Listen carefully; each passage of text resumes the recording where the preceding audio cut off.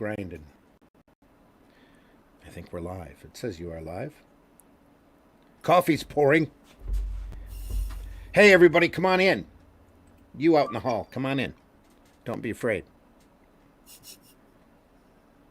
Are you there? Hello. Go to the bathroom. What? Hello. There's our official notification from wonderful Google. It's time. It's the Breakfast Buzz, everybody. It's Thursday morning. We hope you're out there. Thanks for coming in. Come on in. The chat is open. The coffee is pouring. The Cheetos are stale in the green room. It's going to be a kind of a different show today, as we're not expecting Mr. Varian to show up. But one thing we know for sure. Comics are awesome. Comics are awesome. They really are. Here's the opening.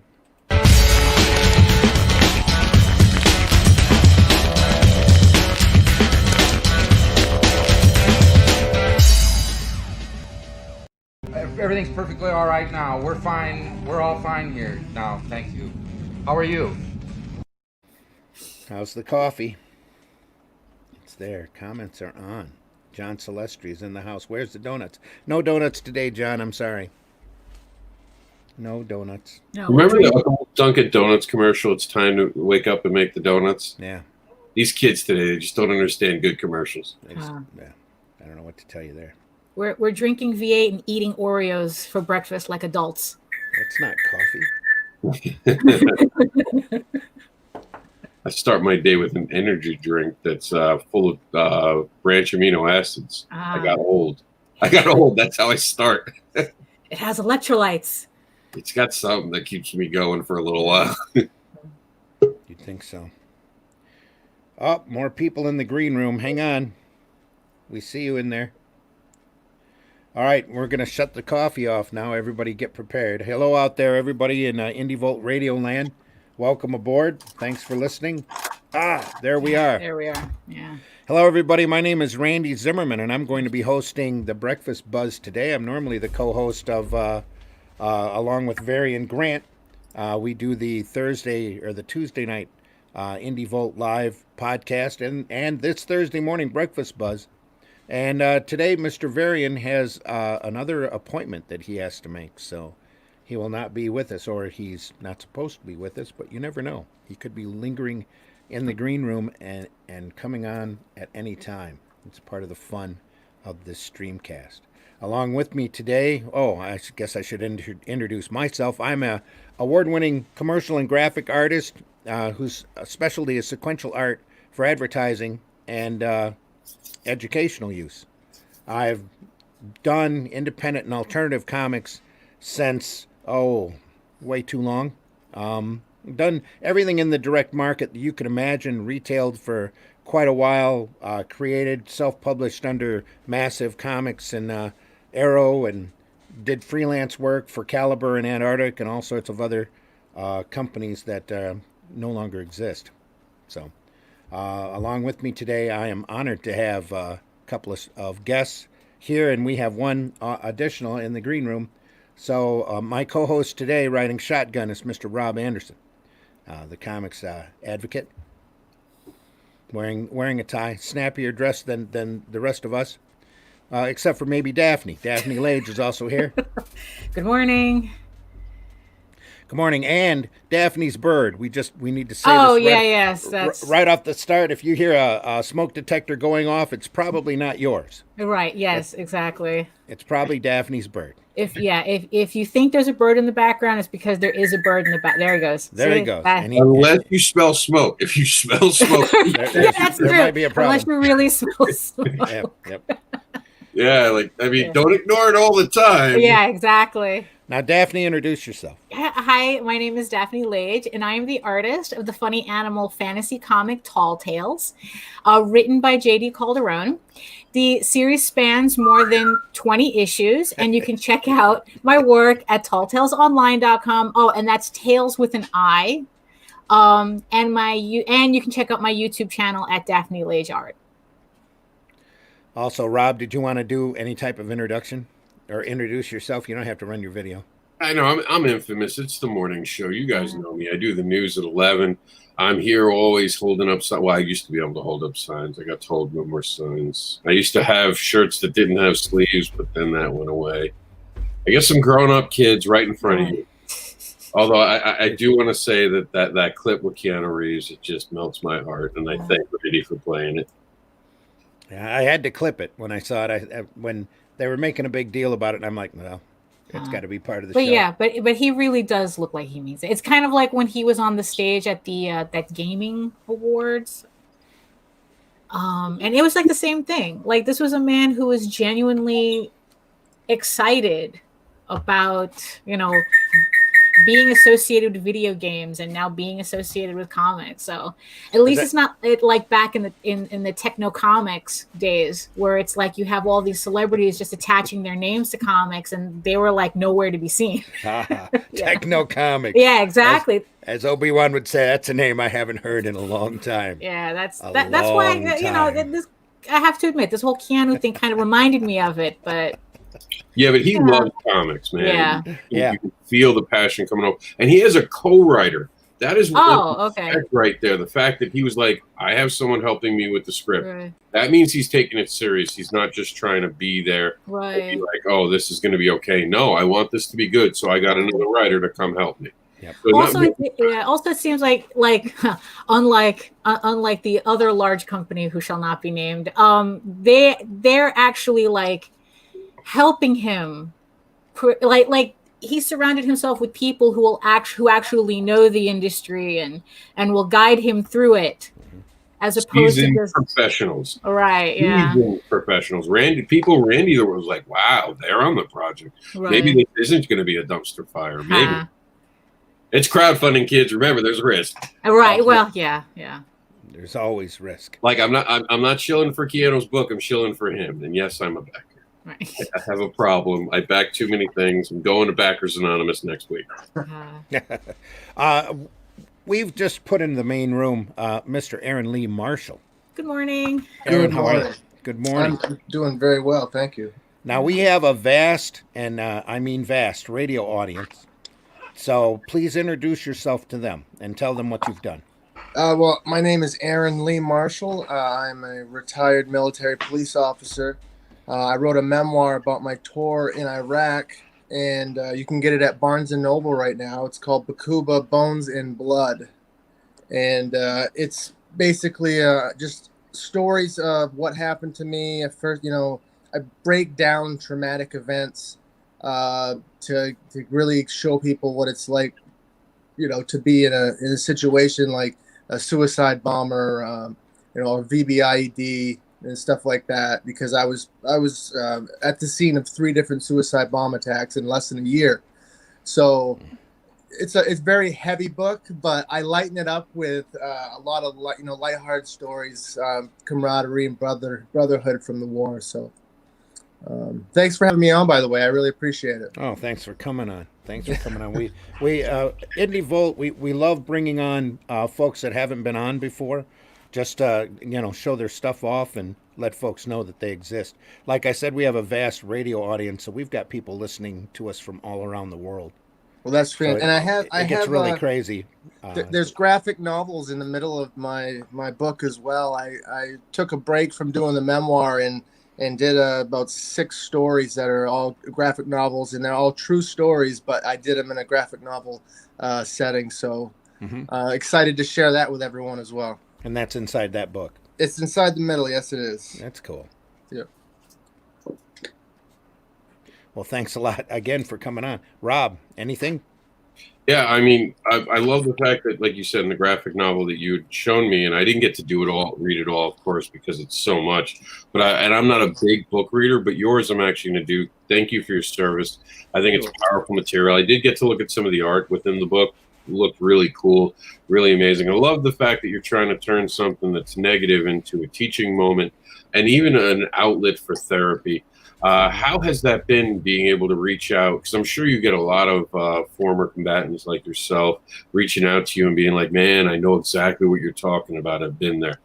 Yeah, I do. I get almost every day somebody reaches out that I never heard from before and will say, I've impacted them in some way, or a lot of people actually want to ask me personal questions, um, and I'm perfectly fine with that because it's the dark material, the dark stuff. You have to be open and let people in, and the only way you're going to help someone else is letting them see that dark side. So. I'm trying to help as many people as possible, and the only way to do that is to be open and honest about my experiences, and that's what I'm trying to do. And I appreciate that, considering we live in a game culture that glorifies war. I'll tell you the honest truth. I played Call of Duty, and I couldn't play it anymore because I realized that this was something that people were really experiencing, and it was just became too real for me. And I was like, I want to support my servicemen even more after playing this game just in the earlier years. Well, you know what's strange is I still play that game. And I played it before I went over and fought, in Iraq. So, and I played it on my downtime. I used to go on, would go on missions and foot patrols, and on my downtime, I'd play Call of Duty.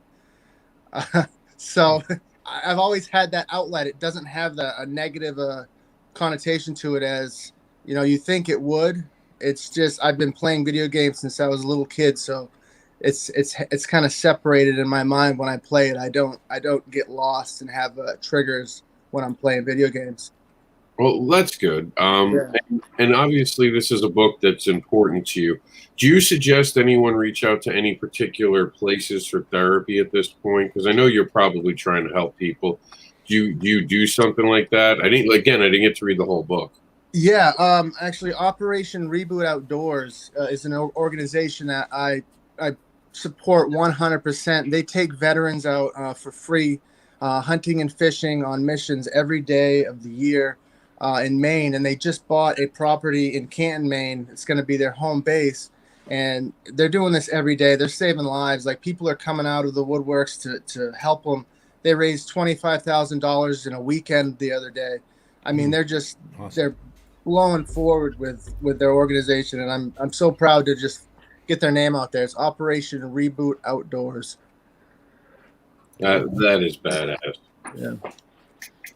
Yeah, We're gonna also get- it's very Go ahead. important that these stories get told because the media has a habit, media in general, not just news media, of pretty much mythologizing soldiers without context.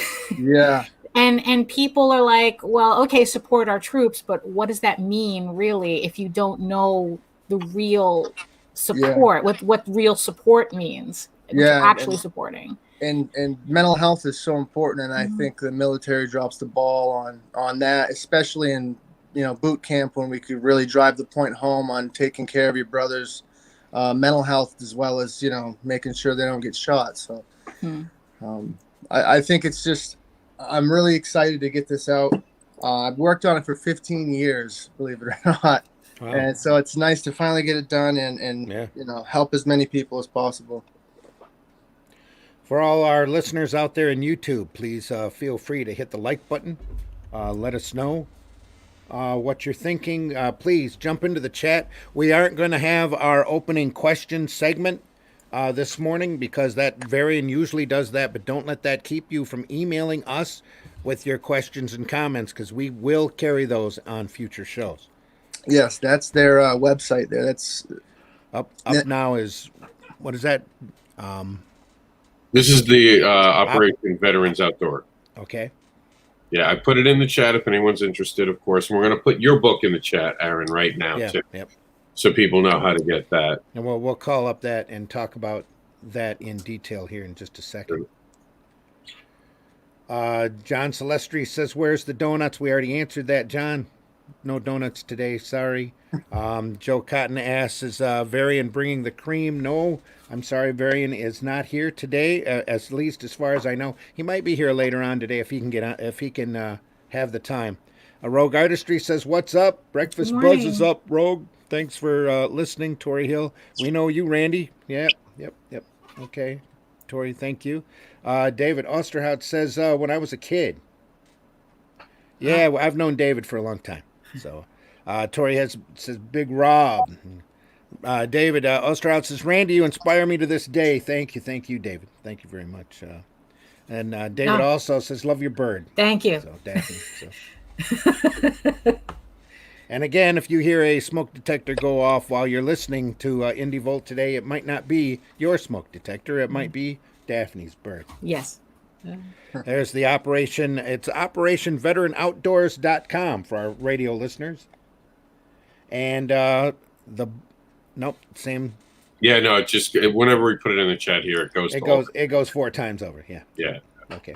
For all of our different Operation Veterans Outdoor. Then that's veterans plural. No, that's veterans singular. It's Operation Reboot Outdoors. Is it Reboot Outdoors? Operation Reboot Outdoors. Yes, that's it. Okay. We will get that fixed. Working on it now. So, how did you get into comics and becoming a writer? Like, was it something you just fell into, or something you always wanted to do? No, comics. Well, since I was a kid, I still have copies of comics I created when I was like 12 with a stapler and construction paper.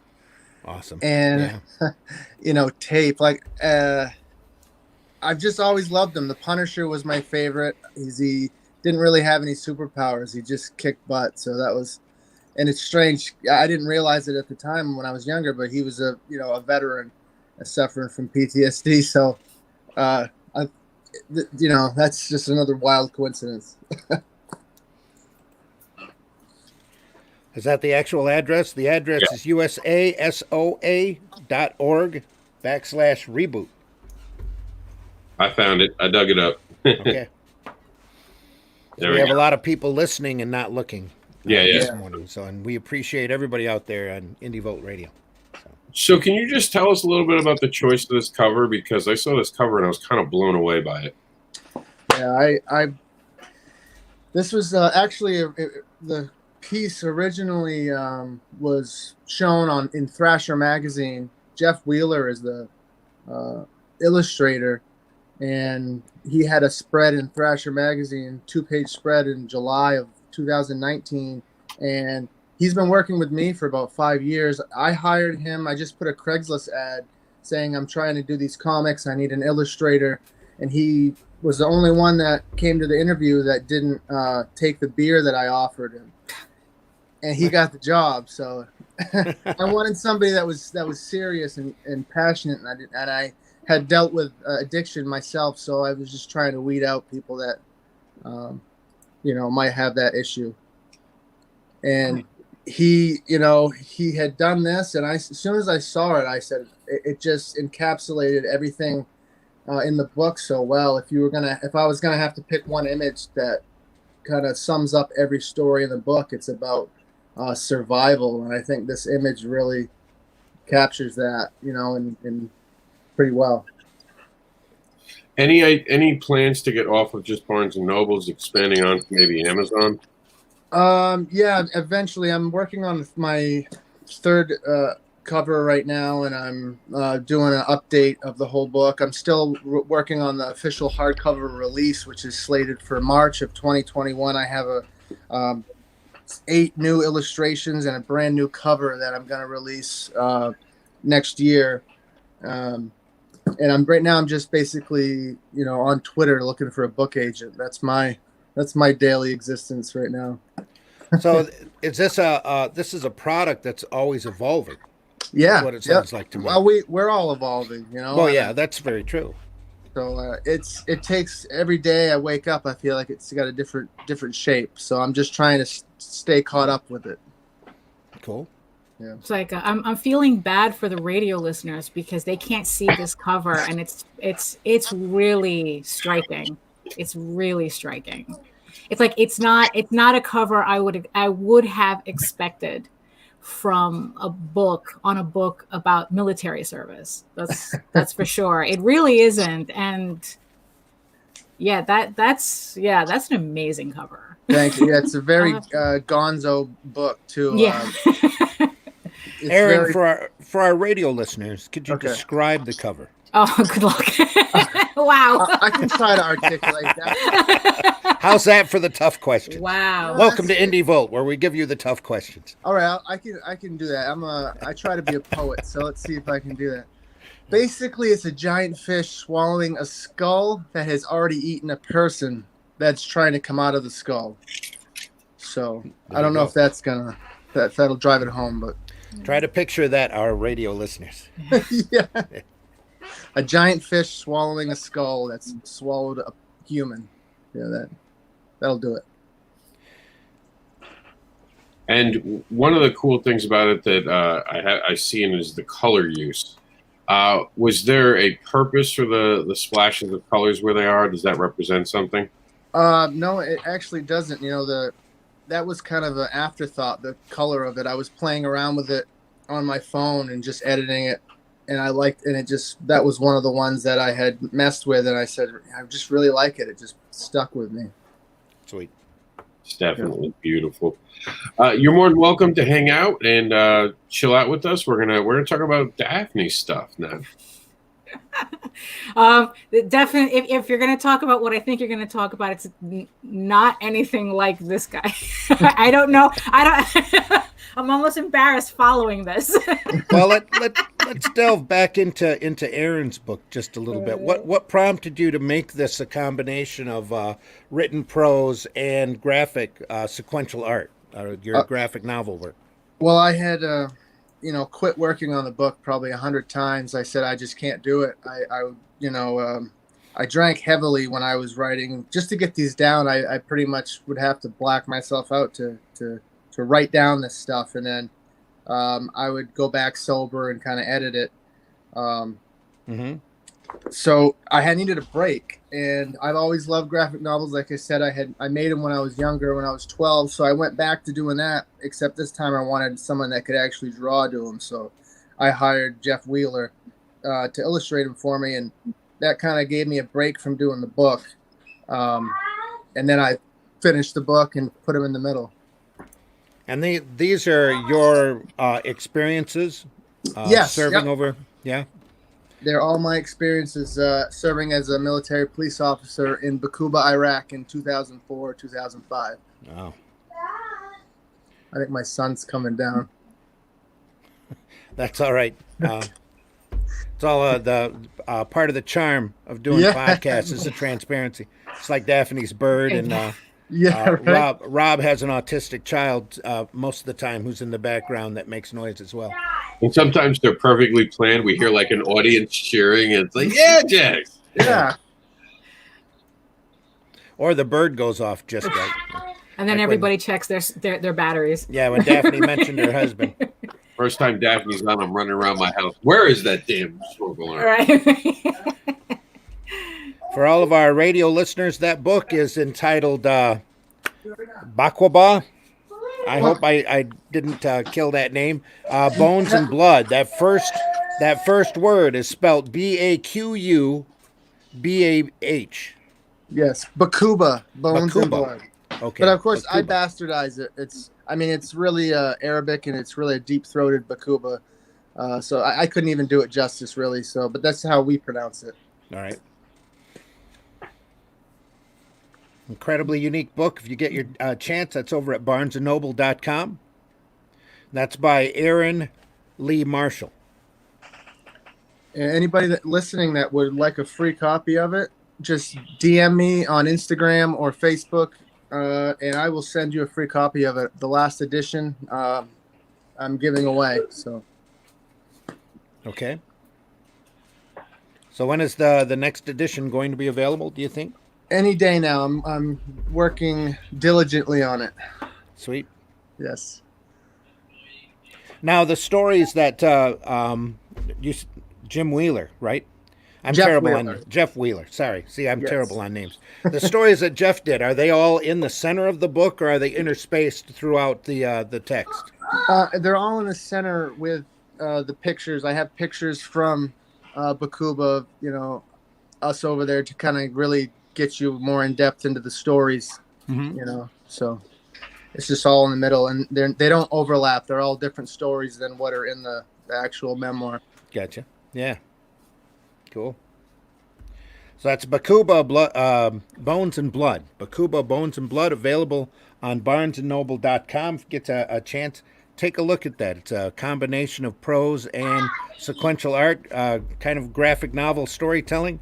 And Aaron Lee Marshall has been it's almost like therapy, isn't it? Yeah, it's exactly what it is. Doing this book. That's part of doing art, you know, Yeah, getting your mental state out on a physical page Absolutely. really helps you get through some pretty tough times. There's some pretty powerful graphic novels out there that do just that. So Yeah, and the one thing I do want to say is you know, one thing that got me through writing this book is another book, After the Eclipse, by Sarah Perry. Her mother was murdered when she was 12, and she was there. Mm-hmm. She wrote a book about it. It's called After the Eclipse by Sarah Perry, and that book, I read this, and that got me to finish mine. I read this 3 years ago, and it got me to finish my book. You know, she was 12 years old. She lost her mother, and she living a happy, positive life now. She's a professor in New York City. Mm-hmm. I mean, it got me to really realize how tough we all have it, and you know, it just gives you hope. All right. Yeah. Amen to that. Comics are a great outlet to show the human experience to people from different perspectives and make us all feel connected. Yeah. And that's why on this program we don't draw lines. We allow everyone on here because we want everyone to share their story. And as powerful as your story is, we want to give you the platform to be able to express it and let people know it's out there. Because I know there's a lot of people who don't know it, and I'm going to make sure to share it with them. I appreciate that. Thank you all very much. Well, we appreciate you coming on. We hope you stick around for the program. You're welcome to stay for as long as you'd like. I will. I'll have to go make sure my son's all right. But oh, absolutely. If you need to shut the camera off and mute, feel free to go ahead and do that. Okay. All right? I'm an old timer, but I'll try to figure it out. Well, Okay. if you need to leave and come back in, we'll let you back in. Oh, we can do that too. Yeah. All right. Because we can see you when you're back in the green room. So Yep. Anyway. Oh, Daphne, how do you follow that? All right. Let me You remove that. just put me behind Jimi Hendrix. Thanks. Great. And now we go from the realistic and gritty to the funny animal, furry and fun. Oh, All right, so why don't we take a beat and why don't we ask a question to transition? Oh yeah. Let's. Whiplash is our middle name. Yeah. Yeah. There So we go. here's a question for you fine creators. Well, wait a minute. Before you do that, we whiplash like that because, Comics are awesome. comics are awesome. Yeah, and you get everything in it. Everything. Every time that plays, I have like a child grin on my face. I know you do. Sends that shiver up your spine. And yes, Keanu, they are. So there's been a lot of drama going around comics, and we're not going to talk about drama today. That's not what I want to focus on. That's not what we're here for. Yeah, no, absolutely not. The one thing I want to focus on is the positive of comics. So I want to go around and just quickly ask you guys, what did you see this week that was inspiring to you? Of course, I had Keanu Reeves. That was my big moment. I was all happy for it. But I was also inspired by the amount of creators when we put out a call and said Indie Volt is looking for new people to be on the show. We want a new mix of creators to come in. Tell us what you're creating. You guys are just blowing me away. We had to make a Google Calendar. We're starting to book weeks ahead now. You guys are amazing. Keep it coming. We want you on this program. We want to be able to advocate for you and, more importantly, shut up and let you do what you do best. Daphne, what has inspired you this week? Oh, not to sound weird about it, but I was actually inspired by myself. I was putting together some graphics for some future Kickstarter work. And I just happened to put together a graphic that had all my covers that I've done over the years of all my issues.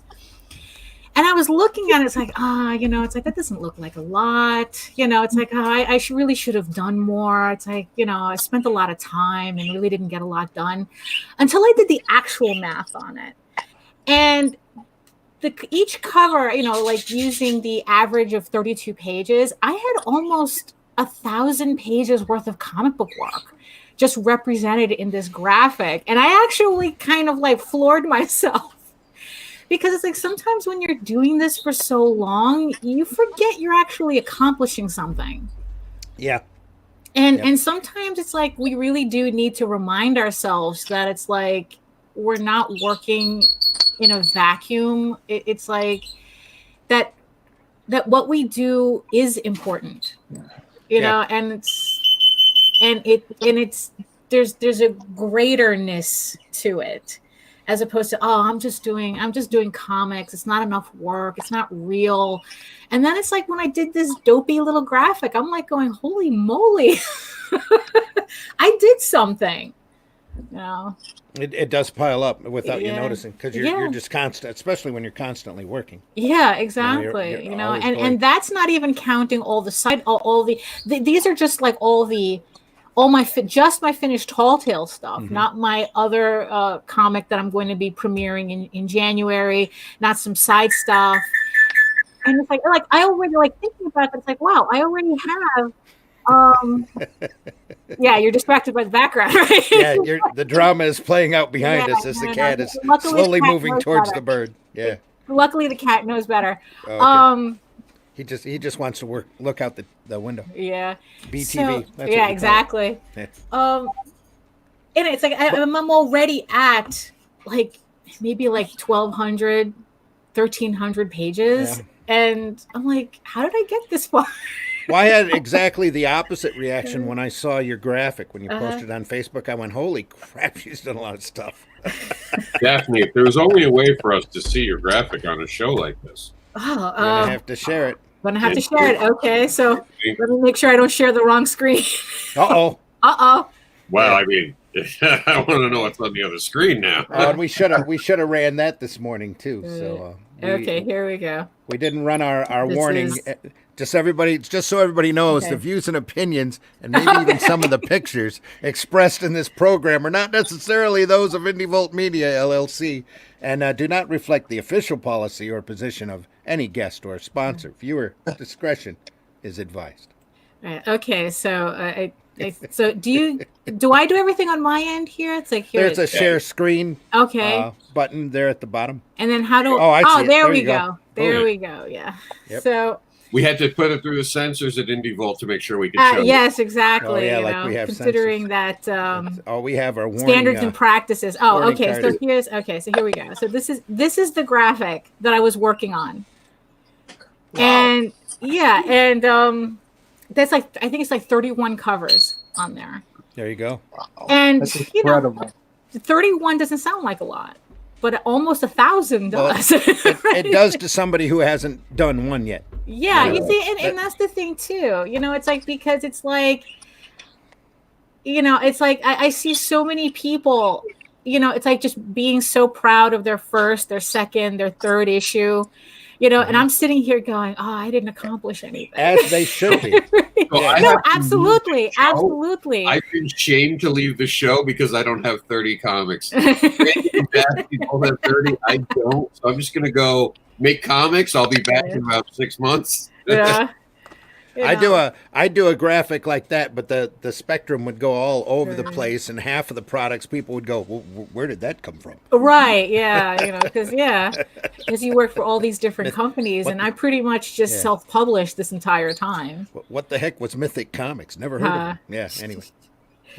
Yeah. But I think it's like, because it's like imposter syndrome is such a big thing in just art in general, and it's just like sometimes we gotta fight that little gremlin off, because it's like, it's like, oh, what if people think I'm fake?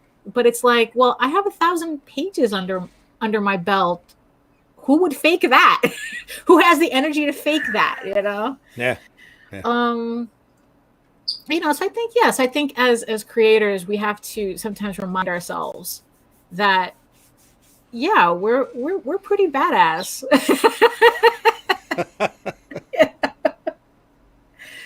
Yeah, so it's like, yeah, so And it's one of those graphics that you really have to zoom in on and take a look. It's, oh yeah, each one of your absolutely, covers yeah. is very dynamic. There's a lot going on in every single cover. You almost have to go up and look at it Right, yeah, like this was, individually. yeah, like this was for something else, and then it just turned into, wait, I have to see what all these covers look like together. Yeah, yeah. And then it's just like it's just yeah,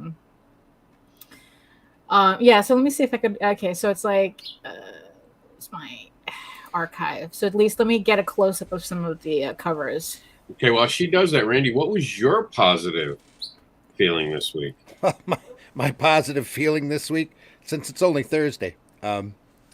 Actually, my big day was yesterday when everything seemed to go right for once. Thank goodness that the car's back? the lawn guy actually showed up. The car is back. The rented car is returned, and maybe life can get back to normal. And I'm very excited today after the program to actually be able to get back up after a small commercial art alteration to be able to get back up and start working on my comic again.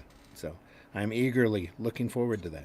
Is it weird to drive your own car after so long? So it's been like, what, 3 weeks now? Well, yeah, we had a Trax, or we have a Trax, and to me, the Trax drives like a go-kart because it's got a little pick me up, and it's a nice little small SUV. We had a Nissan Rogue, which was a little bit more sluggish, but it was a lot more.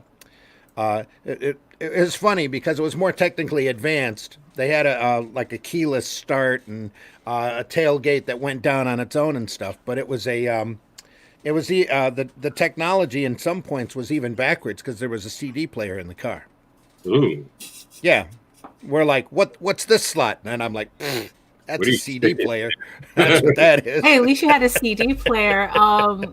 It's like my mom's old car had the cassette deck, and There we you had to go. get the special adapter with the cassette that goes in just to be able to listen to music.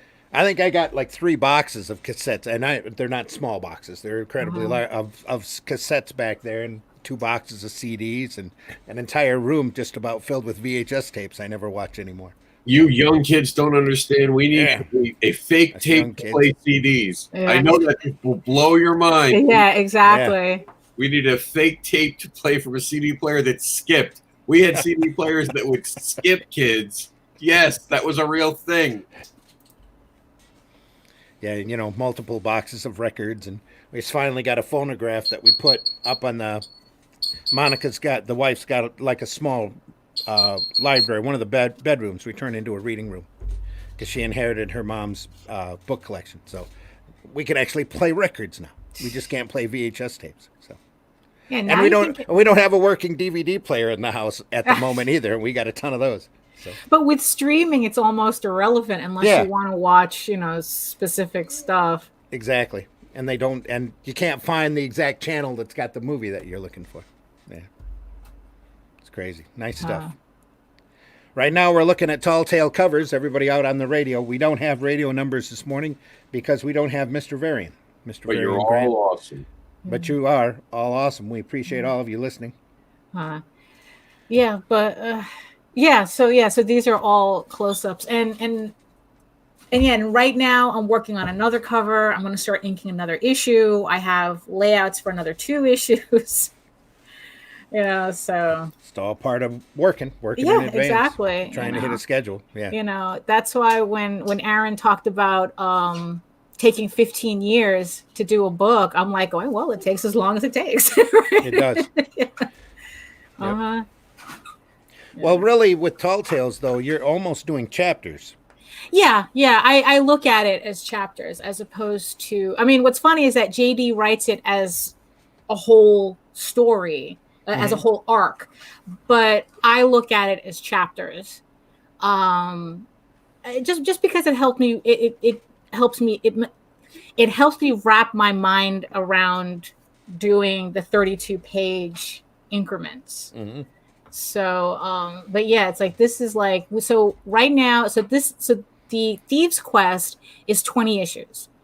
And then the story arc that I'm working on now, Tears of the Mother, that one's 8 issues.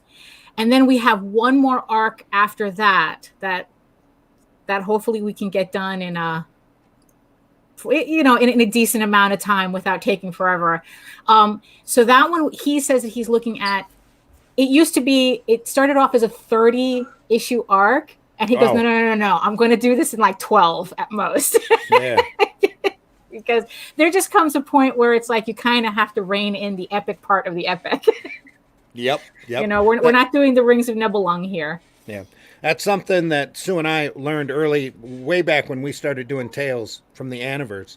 We had so many characters, so many stories that we wanted to tell. It was like, no, let's not do this big, long, spanning epic. Let's start telling short stories and give folks beginning, middle, and ends instead of, trying to have them follow this big epic adventure. 'Cause back when I was doing Arrow Comics, that's pretty much all we got was the big, for submissions, was the big mega cosmic, long running, spanning epic, and sometimes the stories are a lot better serviced when they're individual and short and contained. Yeah, it's so pretty much it's like I started my comic book career doing the one thing they tell you not to do.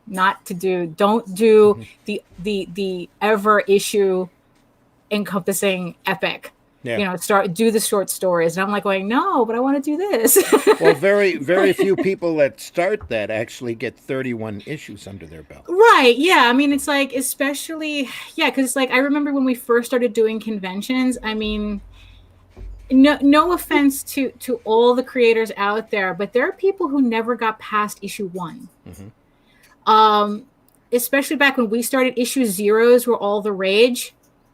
And there were people who wouldn't get past that. And it's like, you know what it is? It's like, that's kind of like, because like I said, the whole Keanu Reeves things that we were talking about backstage, it's like I had so many different emotions about that. Because it's like, on one hand, I'm kind of salty about it because, it's like, people only care about independence when a celebrity is attached to it.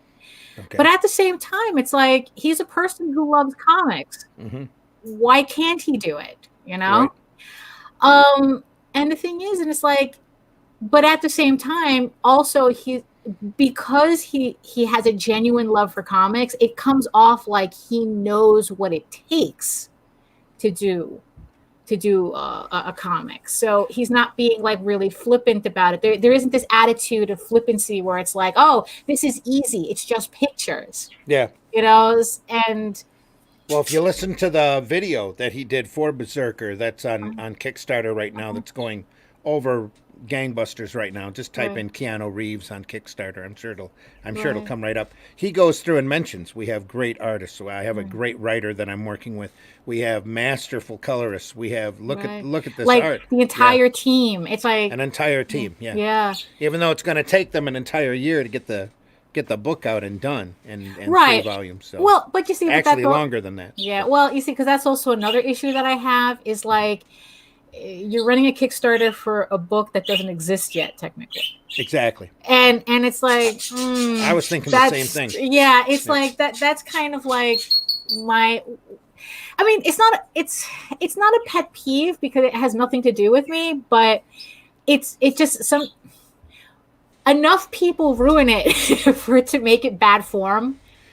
It's like, like what they run a Kickstarter for a book that's not finished, and then all people are wondering, well, why didn't you deliver 5 years later? Yeah.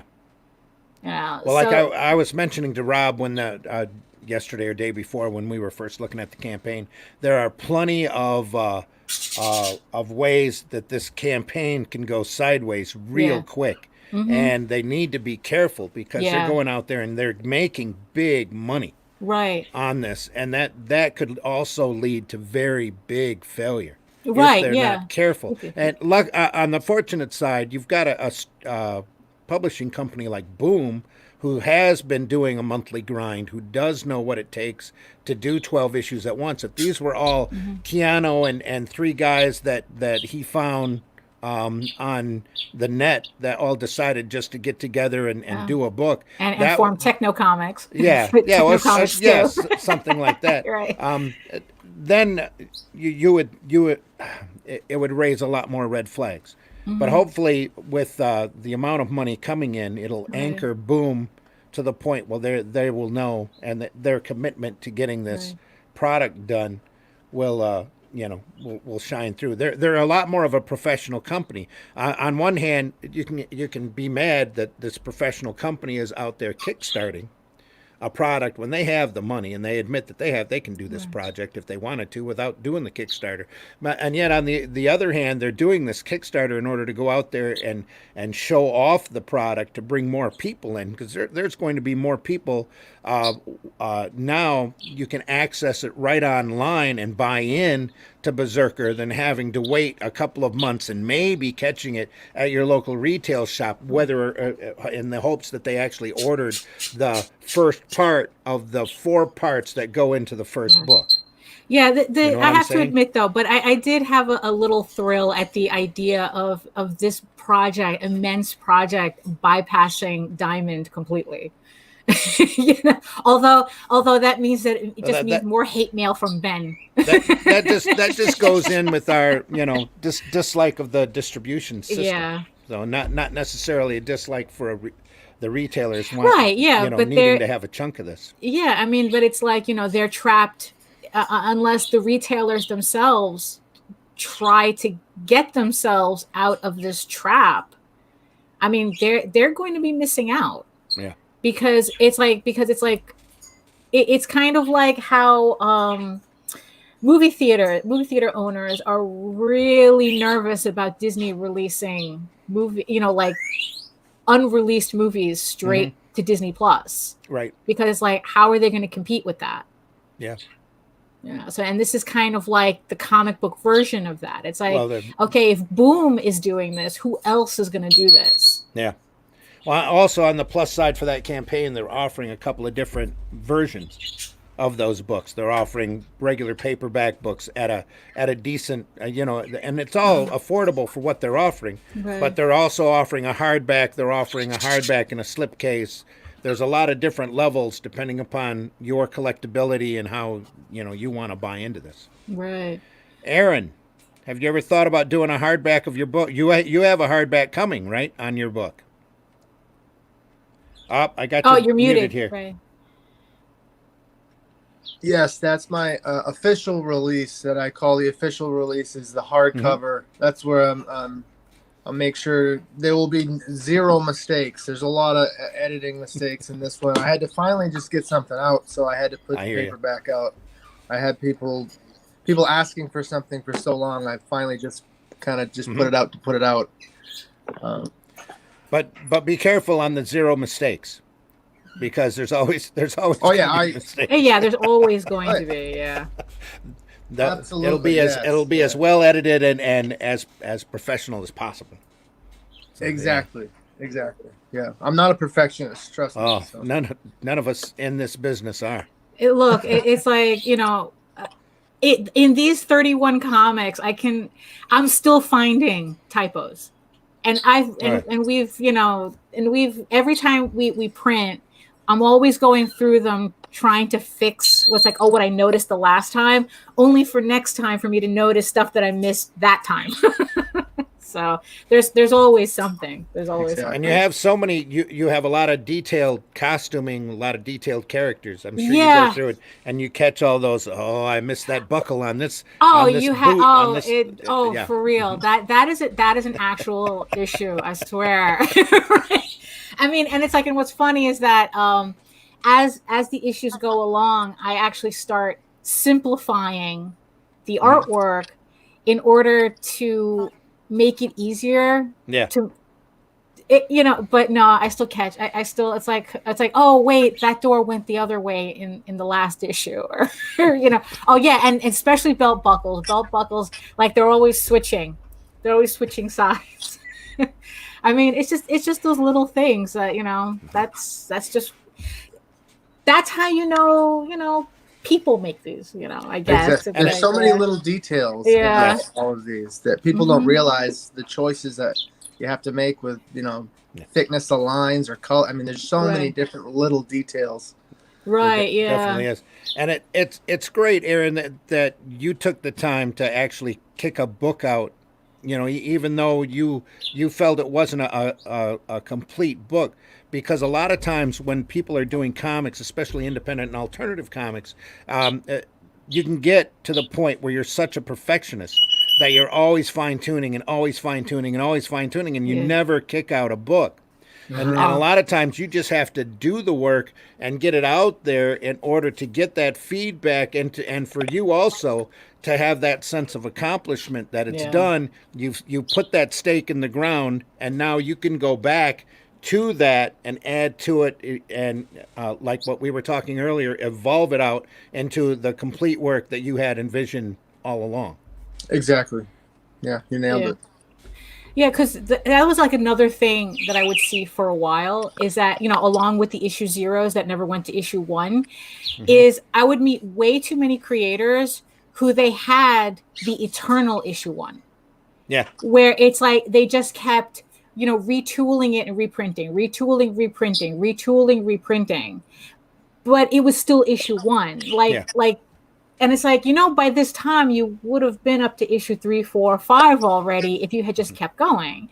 Because what a lot of creators, they say, oh, I can't put out a comic unless it's perfect. And it's like, that's never going to happen. There's no such thing. I know way too many people that have fallen into that trap that are incredibly good creators. Yeah, and then it's like it's not that like retooling it isn't a waste of time, but it's like but the thing is though, when you could have been on issue 5 and you're still on issue 2, that kind of becomes a waste of time. It's like, look, you're gonna naturally improve as you go along. I was just gonna say that there's always going to be an evolution to your work. Yeah. Go back and take a look at, for example, a Cerebus the Aardvark number 1. Oh yeah, definitely. And look at where he was at issue 100, and then look at where he was at 200, and then 300. Right. I mean, it's like entirely different points and looks even to the work. Yeah. So it's like let me show you this just to give you a real time example. So this is what my first comic page looked like. So this is the very first comic page. Look at that. It's like I didn't even have like all the word balloons are they're like hand cut out and pasted down, and I didn't even have a proper font. Everything was just glued down. We just printed it out from Microsoft Word and just printed it down. Right. It looks gorgeous to me though. Well, thank you. This is like looking at a high school photo. Yeah, I was just going to say, with 20-some years of experience now, you can go through and pick that page apart. And that didn't work. That hand doesn't look right. This angle's wrong. That composition on this doesn't flow. All the way to the first. Okay, so now this is what everything's looking like now. Well, this is the 20th. This is the 20th issue. So now it's like you can see the difference in what that first page looked like to now. Like it's like I'm trying to simplify it. I'm trying to clarify it. I think for what it is at the time, I think like you've grown. Like you can see your evolution as an artist. Expressions are more fine-tuned. Backgrounds are more fine-tuned. Use of black spaces are a lot more fine-tuned in order to aid the composition. Yep. Right. Yeah. So it's like that's going to happen regardless. If I had fussed on that first 5 pages until it was perfect, I would have never have ended up with this body of work. We have another guest in the green room. We just have to warn you that the Cheetos back there are probably stale. Yeah. So just be careful. And we'll bring you in here in just a second. Are you ready to come in? Are you good to go? We can't hear you, but I can see you. You can give me a thumbs up if you're good to come in. Okay. All good. All right. And again, that was Tall Tales. What's that? Oh, at talltalesonline.com, but tales with an I. So it's TAILS. Yep. TALLTAILS.com. Online.com. Online. Right. Okay. Great. Before we bring in our next guest, I think we need to catch up on the comments. Sup, everyone. Glenn Ford. Thanks for listening. You can be cute and fuzzy and have the blood and guts at the same time. You can. Exactly. Glenn is I can't remember his actual name. He's a big toy reviewer. Sorry, Glenn. I was happy with the new seasons of The Boys and Lucifer. Awesome. Big Kitty. Yeah. Yep. There we go. Yeah, damn, I feel bad if I don't do one toy review a week, actually. Yes. Make sure you throw your address in there before you leave, Glenn, so folks can see your toy reviews. I don't miss the CD skipping days. No, no. Yeah. Varian is busy playing Avengers on his 360. That could very well be, Glenn. He did say he had an appointment, and that could be with becoming Captain America. Got to do your best and keep on going. You can't not help but get better. That's true, exactly. Ralph. Ralph's in the house, Ralph Griffith. And if you study other artists and styles, it just keeps getting better. Yeah. Yep. And Joe McPhee says, good morning. Good morning, Joe. Thanks for listening in. Thanks for watching. Thanks for coming on board. If you're listening to us on YouTube, please hit that like button. Please hit the subscribe button and the bell for notifications. And again, our radio audience, thanks again for listening. We don't have our numbers today, but we do appreciate you all out there listening. Now we're going to throw into the green room, or out of the green room, Hi. and live. Hey, good morning. Sunshine. Good morning. Good morning. Good morning from beautiful, sunny Kenosha, Wisconsin. Oh, Wisconsin. That's sweet. All right. Yeah. Aaron, we never asked you where you were. Where are you? I live in Barrington, New Hampshire, about an hour north of Boston. Cool. That's part of the fun of podcasting. You catch people from all over. So we had a gentleman on from Australia, I believe, on Tuesday's show. Yeah, that was fun. That was a lot of fun. Sunshine. Yes. Your Sunshine Levy, right? Levy, yes. Levy. Sorry, pronounced it wrong, but won't do it again. Levy. You're a regular chat member. I am. I'm always watching you all. Yes. We appreciate you watching the show. What brings you aboard? Well, I'm here to talk about a project that I'm working on to give back to the community of Kenosha. If you've been watching the news or even just national, it's all over the place. We're on fire, basically. Mm-hmm. The riots have been horrible here. It's a very Mayberry town, which is why I moved here, because it's in between Chicago and Milwaukee, and a lot of people just zoom past us, don't even know we're here.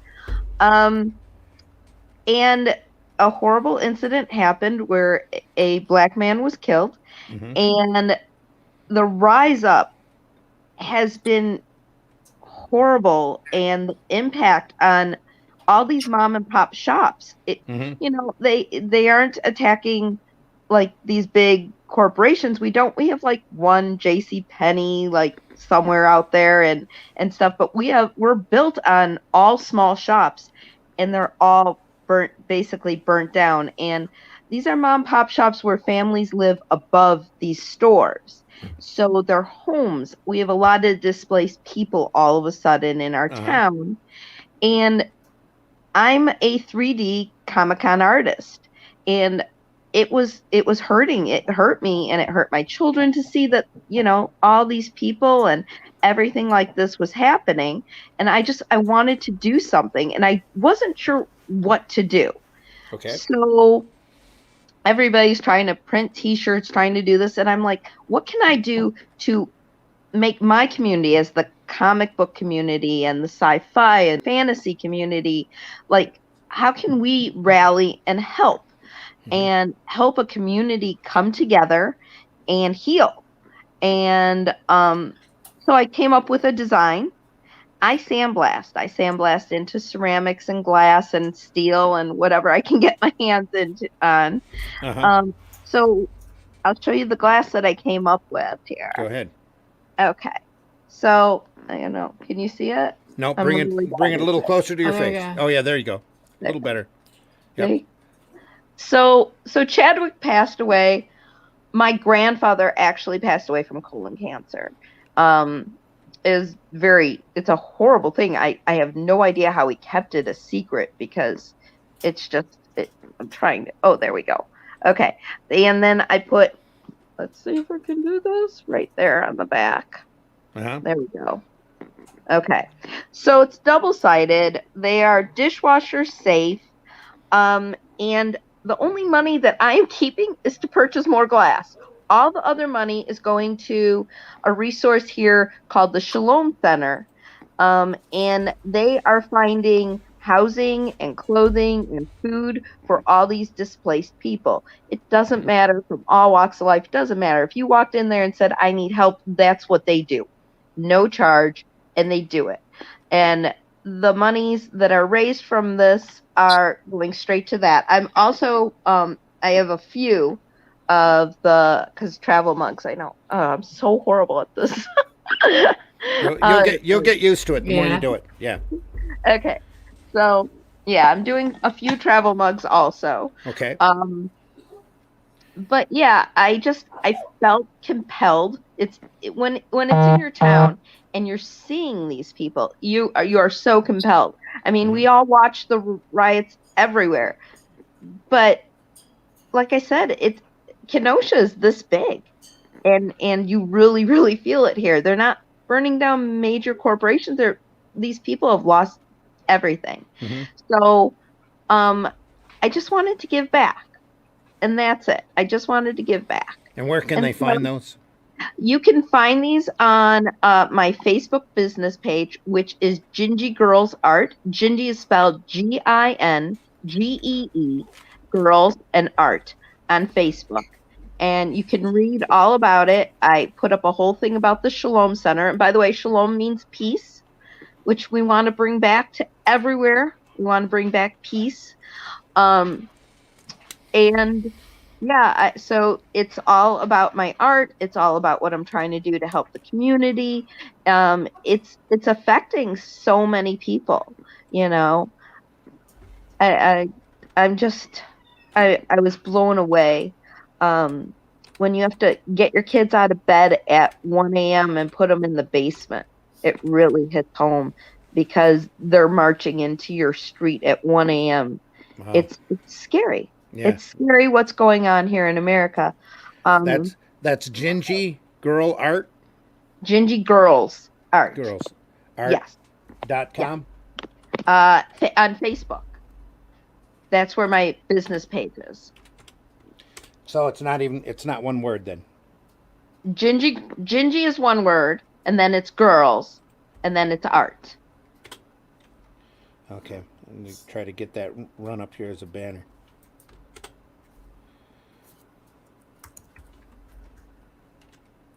How long has this been going on?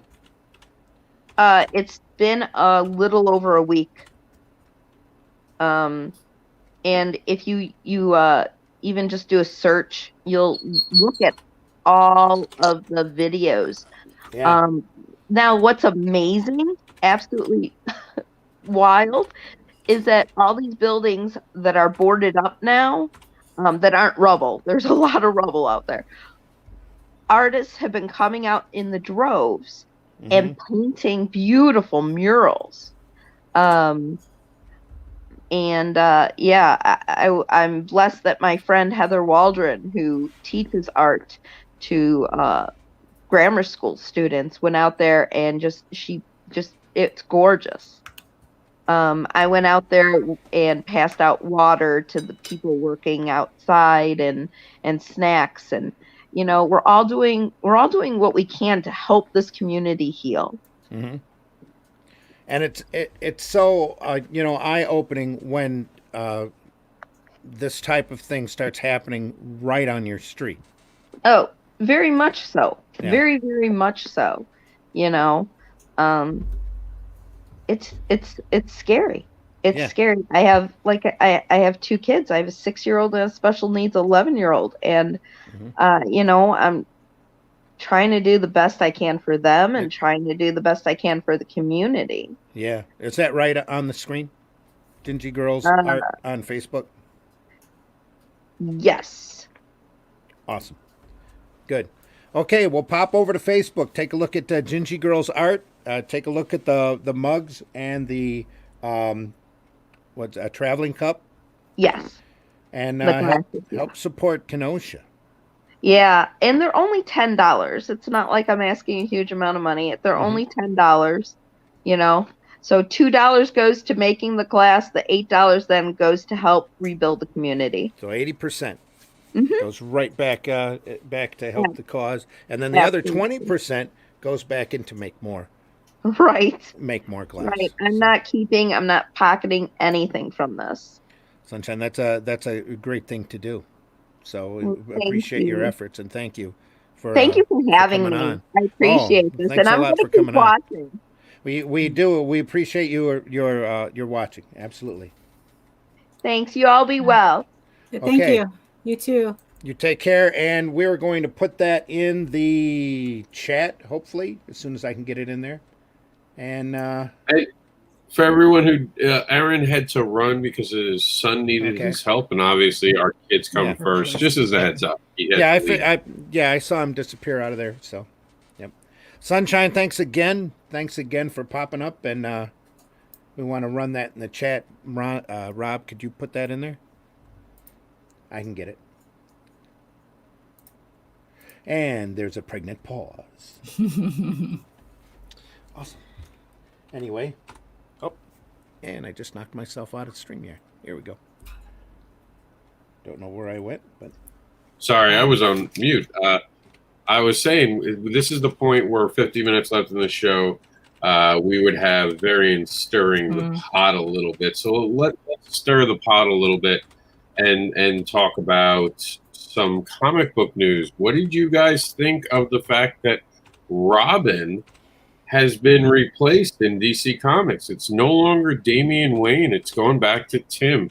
My sister loves Tim Drake, hates how they've treated him. I know she's thrilled to see him return to Robin. What do you guys think about this shifting of Robins back to an older Robin? I believe this is the first time we've ever seen one character continuously shift back into the Robin spot, because Tim was taken out for a while for Stephanie. Spoiler? Yeah, Spoiler took over as Robin for a short bit. He came back, and then he got kicked out for Damian, and now he's back in the role, and we don't know what's happening with Damian Which one is yet. Nightwing? Dick.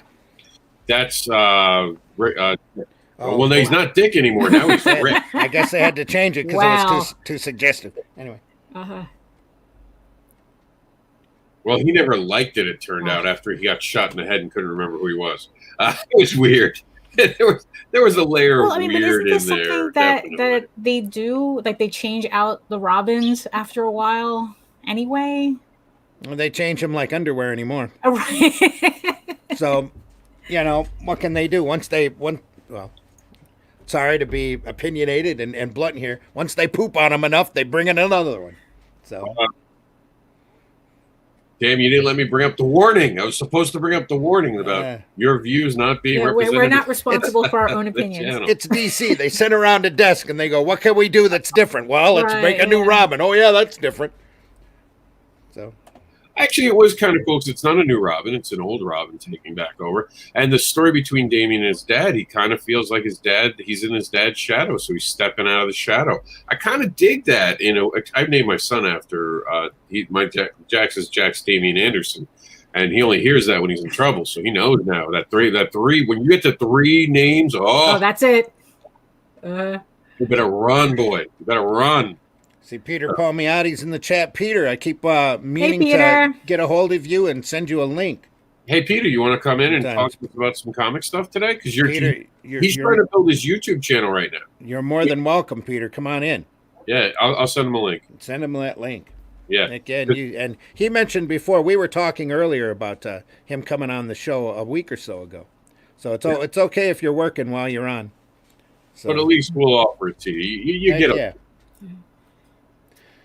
If you don't want to come in today, Peter, we will definitely arrange a time on the Tuesday program or the Thursday program for you to come in and talk about your stuff. Absolutely. Yeah, Peter's another one who's always working. Yeah, he's been always working. Doing stuff. He's been working for a long time because we've worked at defunct companies before on different books at the same time. Yeah. So. All right, Peter, the link has been given. The challenge has been spread. You know who also we should talk to? see if Ben Lacey's around. He does that shark book, the RoboCop shark. That's good for a giggle. That's good for a giggle. Like he's got some great energy. He's got the robot chicken book. Yeah, okay, type book. But no, because like the way he talks about it and he makes it satire like RoboCop. Yeah. How much satire was in RoboCop that you now watch and go, damn? Yeah, exactly, exactly. That and Starship Troopers. Yeah, right? Yeah. It's like that's a movie where you catch something different every time you watch it. I didn't know that Trump was the president of that because it all makes sense now. If Trump was the president, how we got the Starship Troopers. Was he really? No. In the movie? No. Wow, I should have just let that go and let it become an urban legend. Oh, yeah. No, it's like he was in Back to the Future. Peter says he'll jump in. Come on in, Peter. Come on in. Link has been sent. The challenge. We're sending out Link. Was that Back to the Future or an episode of Simpsons? Yeah, they're both actually. It's like people. I mean, it's not to get into anything, but I just find it funny how people forget that Trump was a huge icon in the 80s. So they just think that Yeah. Your discretion is advised. Advised, yes. No. I'm not saying anything. I'm just stating New York fact here. He was a huge icon in the 80s. That's why he ended up him symbolically in a lot of movies and a lot of media. Ben, can you hear me now? Hey, Ben. Ben is live. Ben. Yeah, I know my technical problems never end. Oh well, no. Unlike all you people with your fancy webcams and stuff. Shark of War. Believe me, Ben, I'm too old to be fancy.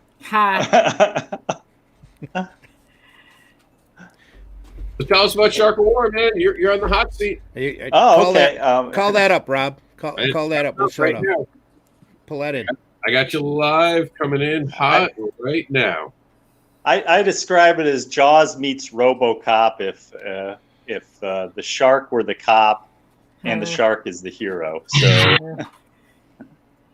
So yeah, that's my little trailer clip there that takes you through the basic plots of issue 1 and 2, and then gives you a little animation at the end. It's supposed to be, a bit of a satire in the way RoboCop, the original, the good RoboCop, was a bit of a satire. Yeah, I'll buy that for $1. Just a tad. But hopefully there's some heart underneath, and you're really supposed to sympathize with the shark, who is the main character and the point of view character. And which makes it a little different, I think, than most of your shark movies and shark shows that we've had over the years, where the shark is something to be killed. Ben, I wouldn't be a comic book journalist if I didn't ask the hard question. Are you ready for it? Go ahead. Are we going to see Baby Shark of War? Actually, the babies are hot. The babies are hot during Shark Week. I did post a little baby shark meme, but otherwise, no. I have no intention of doing a baby shark. Yeah, I have a baby shark meme where it's on my Instagram, where basically a woman is looking at the baby shark and going, "Oh, that's so cute," starts singing the song while a big daddy shark is sneaking up behind her. And I got to give credit where credit's due. Ben's got a great sense of humor with this. I mean, you look at it and it's like it's about a shark of war, and then you start thinking about it, and I have ideas I now want to talk to Ben about. Like, you know how there's submarines? What if there was an above marine vehicle that he uses? He becomes, you mean like it looks like a goldfish bowl too, but it's like a tank. You mean for something for use on land? On land, right? Like he reverses it and comes out on land. I guess it would have to be like a water bowl with it. Yeah, I haven't gone that far with the water bowl yet. There's so much money in a water bowl tank. And for our radio listeners right now, we are talking to Ben Lacey, whose book Shark of War is available on Kickstarter right now. So swing over there and take a look at that campaign. We are also joined from the green room. I had to bring him in quickly because the coffee is cold, and I didn't want him drinking any. We have Peter Palmigatti Hey, here. Peter. Peter, Hello. how are you? Hello. Good. I was just gonna have breakfast, and yeah, I saw your show on. That's what the buzz is all about. Yeah. Coffee and breakfast and comic talk. Here we go. Just There hang you out for a go. minute. We're going to bring you in. I do want to mention, Ben, you can get the free issue #1 right now, right? Yeah, if they just go there and click on the link, it'll take them to my sign up. You know, I do have them sign up for my newsletter, but hopefully it's a fun newsletter as I share different little art pieces and other little things like that, like the animation you just saw. But yeah, you can read all of issue 1 for free, and because I think if you like issue 1, you'll really like issue 2, because it goes from, you know, warp 9 to warp 10, and it has a lot of, you know, if you like fun and action and, you know, a neat high concept, I think you'll like it. I think everybody will. I think anybody who likes shark movies or likes, you know, things like RoboCop will enjoy this. You know, obviously my art may not be for everyone, because I do use a lot of 3D and then modify it and play with it. But I think I get my story across, and that's what I wanted to do. You will be able to follow my story pretty well. We have that link up in the chat for the Kickstarter campaign, or just jump over to Kickstarter.com and type in Shark of War. And I mean, Take a look. Shark with rockets for the radio listeners. What more do you need? Jets, the technology. Shark with jets. I keep remembering that scene with Dr. Evil. Just give me the sharks with the freaking lasers. If you're a real science nerd, my background is in engineering, and the first issue that I give has the feature in the back on the science of Shark of War, where I explain the technology behind him flying, and explain how it's, you know, you couldn't do it on a shark, but how it's on the edge of feasible for actually doing if you wanted to do it. Sharknado confirmed. Yeah. Now, see, that's the thing. I'm trying to be, you know, I'm trying to figure out a way to do it in a way that kind of matches science, you know, comic book science, but science, and not rely on tornadoes to carry the sharks around. There you go. All right, you're free to hang out, Ben, and as long as you want. I know that you're on a phone, so that's not as easy to be on, but you're more than welcome to stay. We're going to introduce Peter now. Peter. Oh, thank you for having me. You're welcome. Thanks for coming on, Ben. It's a funny book. It's good. Oh, I appreciate you saying that. Thank you very much. Ooh, wrong position. Oh, no, we're good. Wrong position, what? For a minute. That's for Geekgasm. Later. Anyway. There we go. Peter's up. Yeah, Peter. Up in the spot to talk. And that's a great shot of Ben ceiling right there. Yeah, I'll probably just drop off the phone here. That's all right. Thank you again. Oh, hey, thanks for coming on. Good luck with that campaign. Oh, I appreciate it. Bye. Bye. Later. Take care. Bye.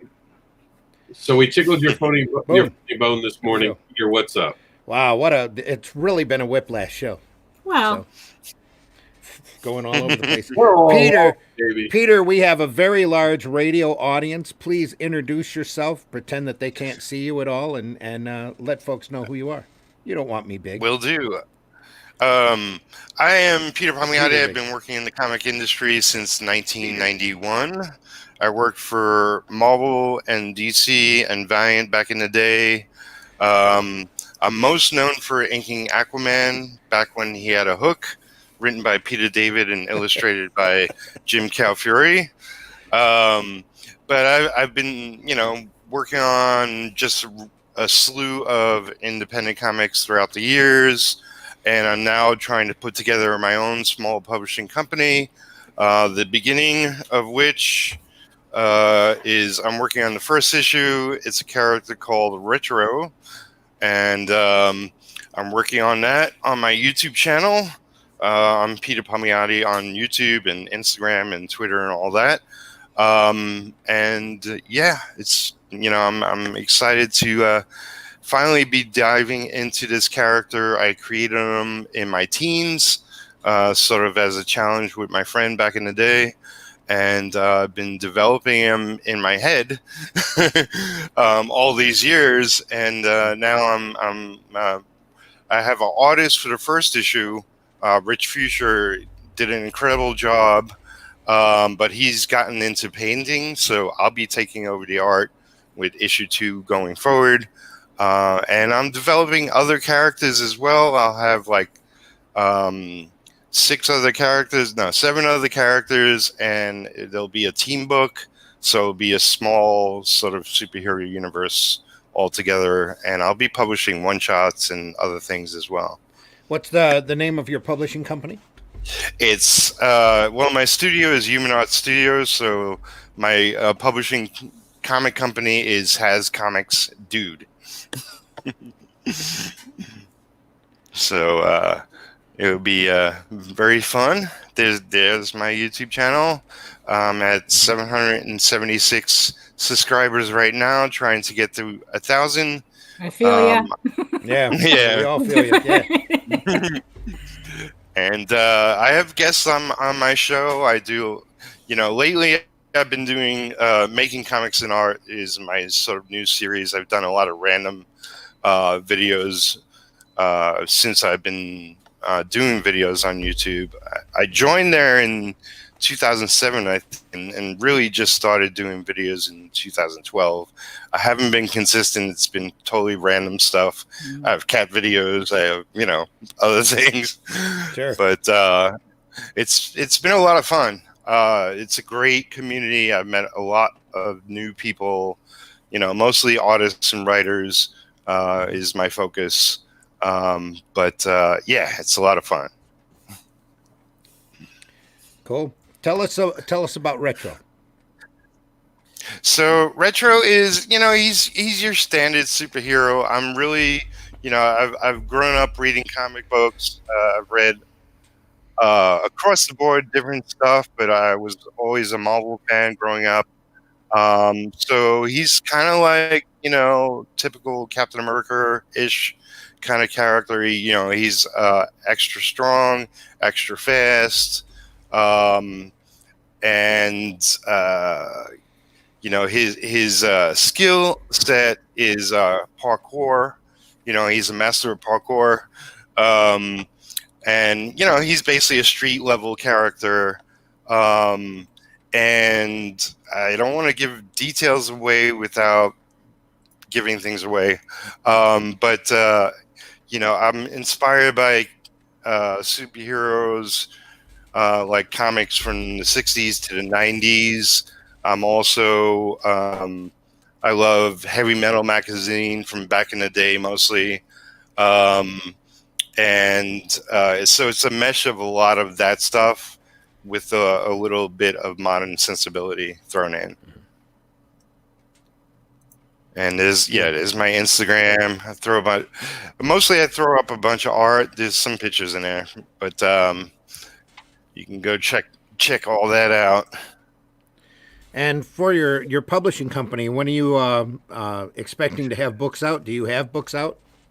No, I don't have books out. I will get the first issue of Retro out this year. I did a Kickstarter last year.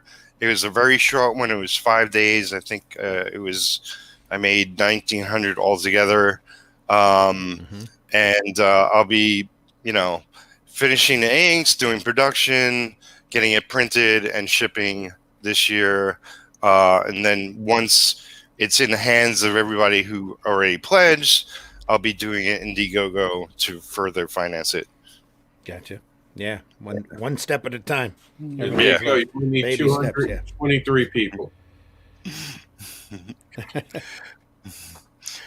But I just love comics, and I've been working for everybody else. I'm still working for other people. I got a graphic novel I'm inking. I got working on my friend's book, Hawk of New York, and inking that. I'm doing commissions. Got my hands in everything. You almost have to when you're in this business. Oh, You have to have multiple incomes coming in from as many places as possible. Oh, absolutely. And the state of the globe hasn't helped anything, but Yeah, absolutely. Because COVID. So, yeah. That's been an excuse. That's like turning into a running gag for the show. Whenever anything's wrong, it's just, COVID. It's their fault. It's like, we're just living through the plague times, Yeah. Yeah. So yeah, I got a Patreon page as well. You can, I haven't been like really doing much for my Patreon. I plan to. It's just that currently I got real supporters on there. So, since I joined, I made a couple of thousand on there. So it's definitely, for anybody who doesn't have a Patreon page and they're a creator, it's definitely something worthwhile. I tried creating one, but then they kept spelling things wrong. So I'm just a writer, and they actually started paying me to stop posting things. So it was a way to make For me, it pays for my coffee bill, and my cat's food.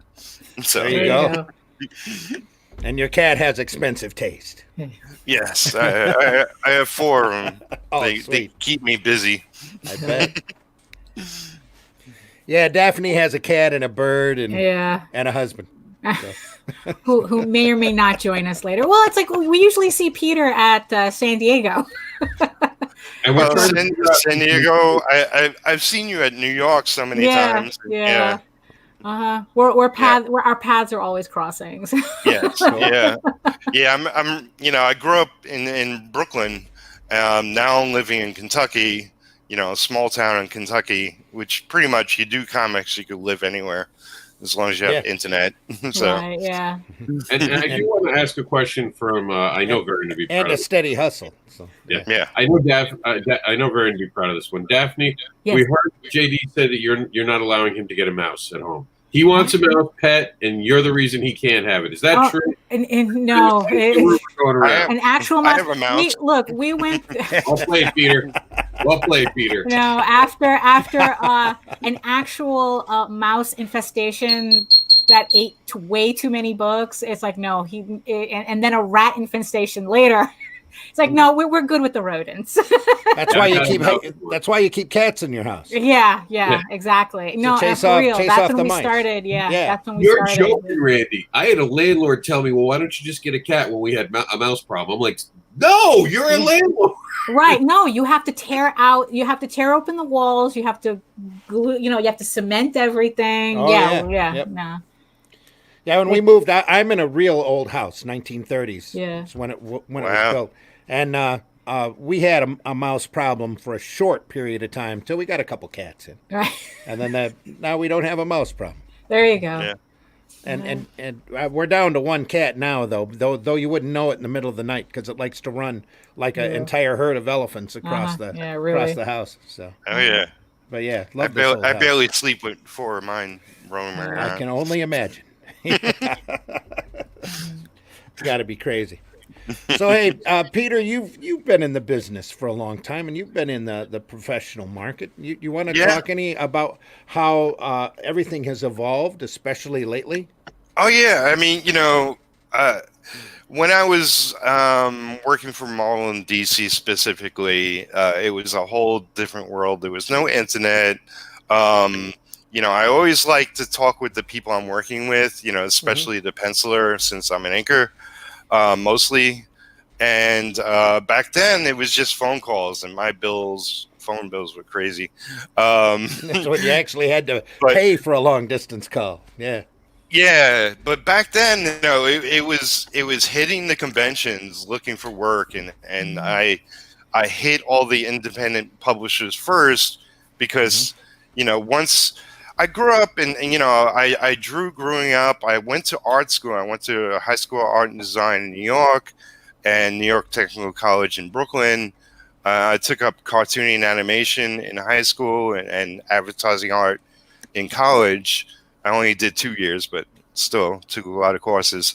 And And yeah, it's like I took 10 years and I was working a real day job, and I finally decided to get into comics, and I just went to conventions and spoke with everybody putting out independent comics, and just got job after job after job, because initially I knew I sucked.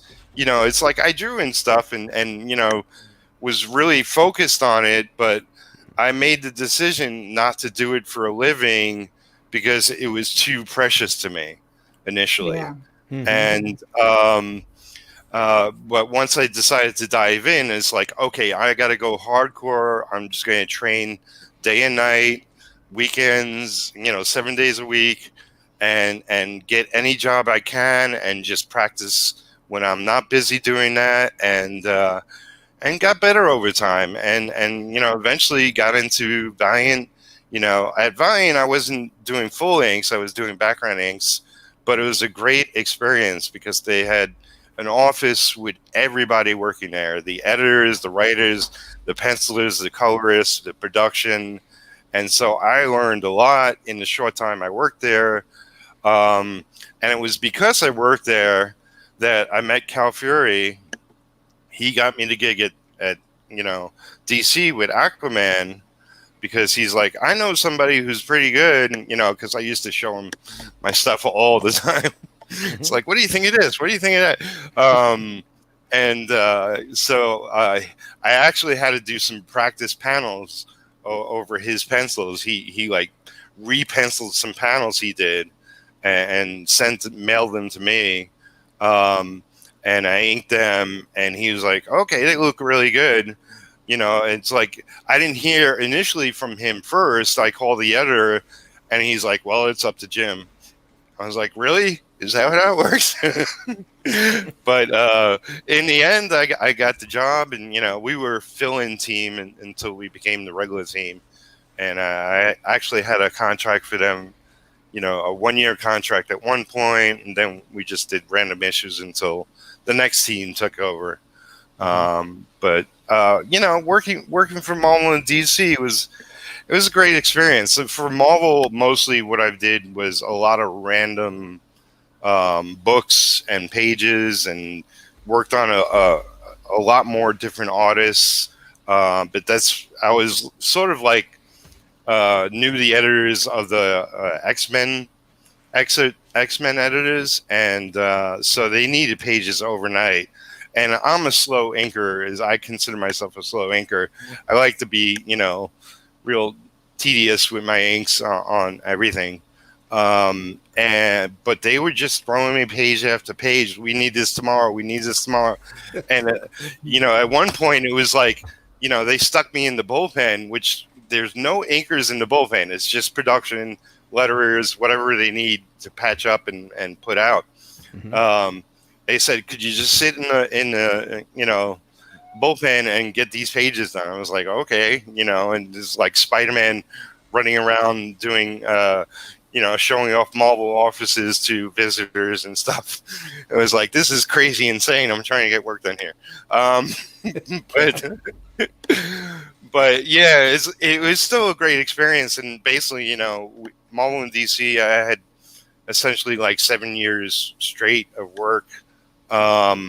But then it dried up, and like they're constantly changing editors, and it's like the editors I knew were gone, and it's like, new editors didn't know me and all that jazz. But I've done a lot of independents, and it's all random. I used to keep a diehard list of everything I worked on, and but when I moved from New York, I moved with what I can carry. I was like, I gave my whole collection away and everything I kept. Wow. Yeah. Which was, it was really, great to get all that stuff off my back and just move somewhere new, and fresh. And, so I eventually evolved into the whole tech world, and started meeting people online and getting into social networking and all that jazz. But yeah, I mean, to work for the majors, It took a lot of work. Anybody who knows me usually knows my brother Jimmy Palmigatti. Those that don't, well, he's my brother. Don't worry about those guys. Yeah, I'm the youngest of four. Only me and Jimmy are in the comic industry. But I used to do a lot of favors for him back then. We lived pretty close, and he was a madman when he was an inker. He was working on 5 books a month, 7 books a month at one time. And so he needed pages brought into DC. He needed pages brought into Marvel. So I would always, it was a lot more open back then than it is now. I would just go up into the offices, say, hey, this is for this editor. I would see the receptionist and he's down the hall, and I would just be randomly walking down the hallways and introducing myself to everyone and anyone. And trying to get a gig in here, or any work.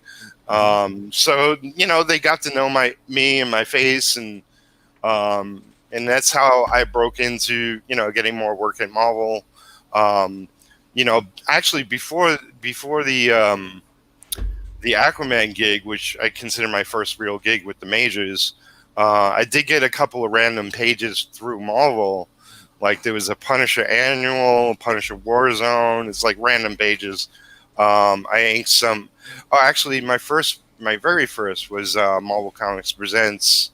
I think it was a Ghost Rider Iron Fist story or something or another. I inked a couple of pages on.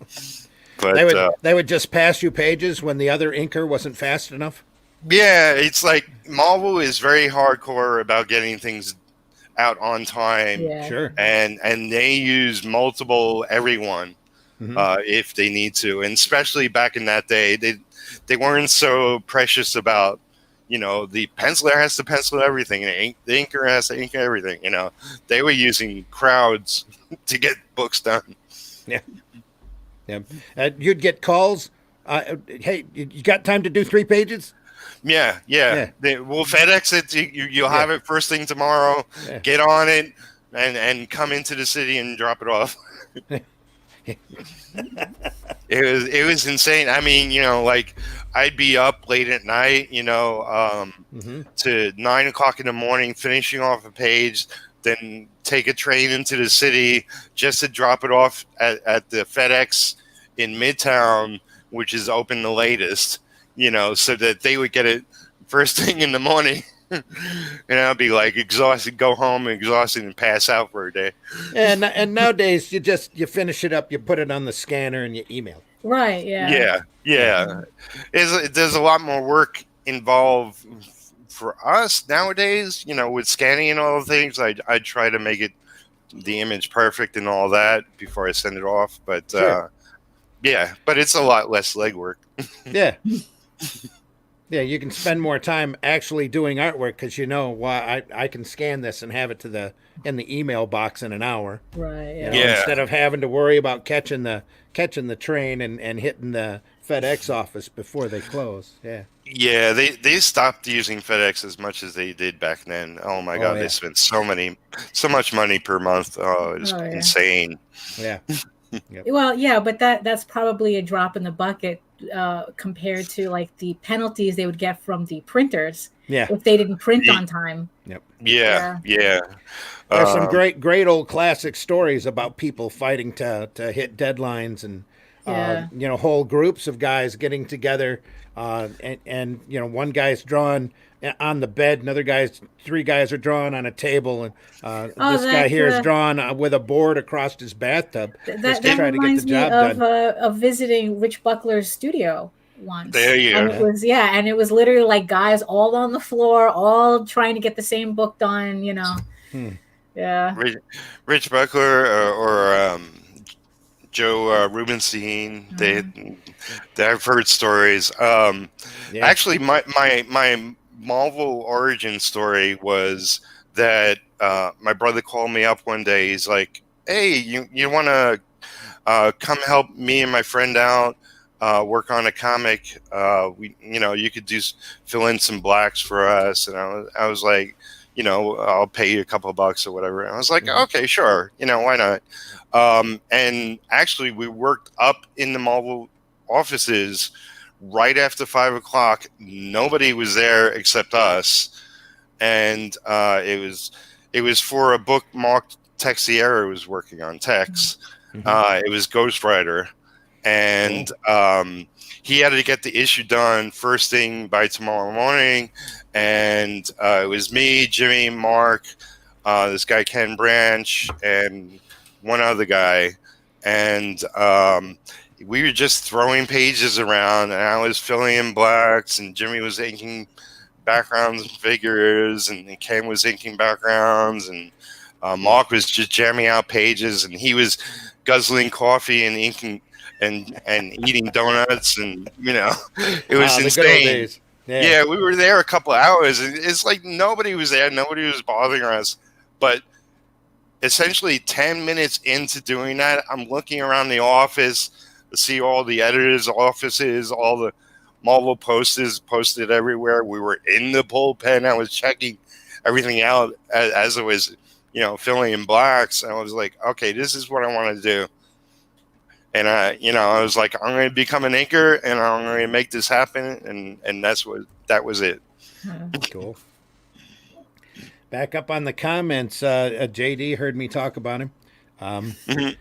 Trico says Daphne has a cat, a bird, and a husband. Still trying to get the husband housebroken.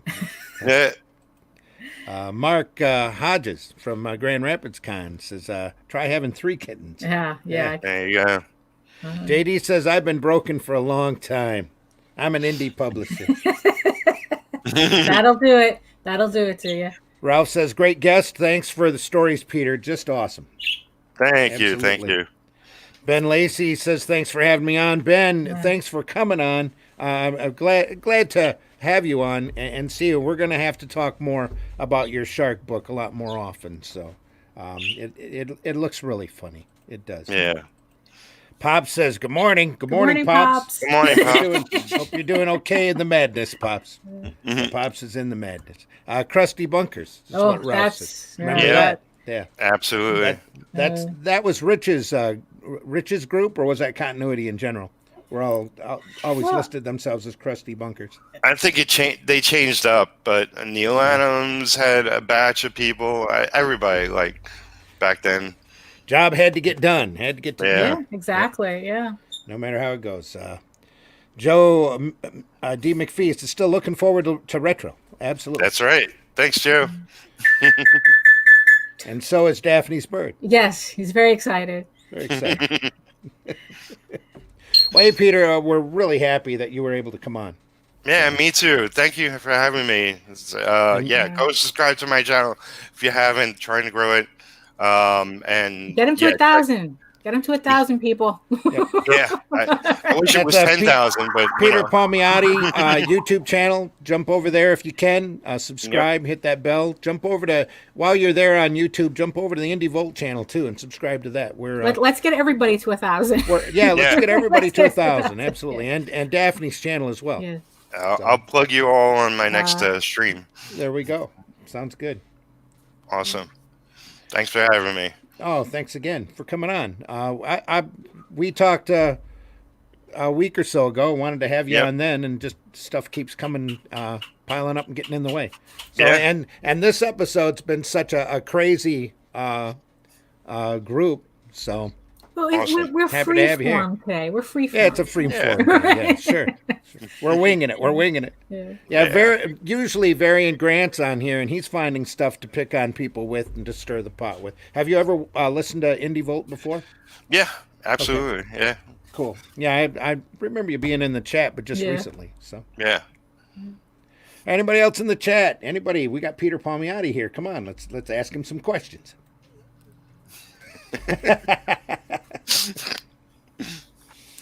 So Peter, let me stories while we're waiting for stuff. Yeah. Yes. When it comes to having a brother who's in comics too, what kind of rivalry is there? Like, is there like a sibling rivalry going on with creating comics too? No, we grew up loving a lot of the same things. like in regards to entertainment, which was comics and movies and TV shows and whatnot.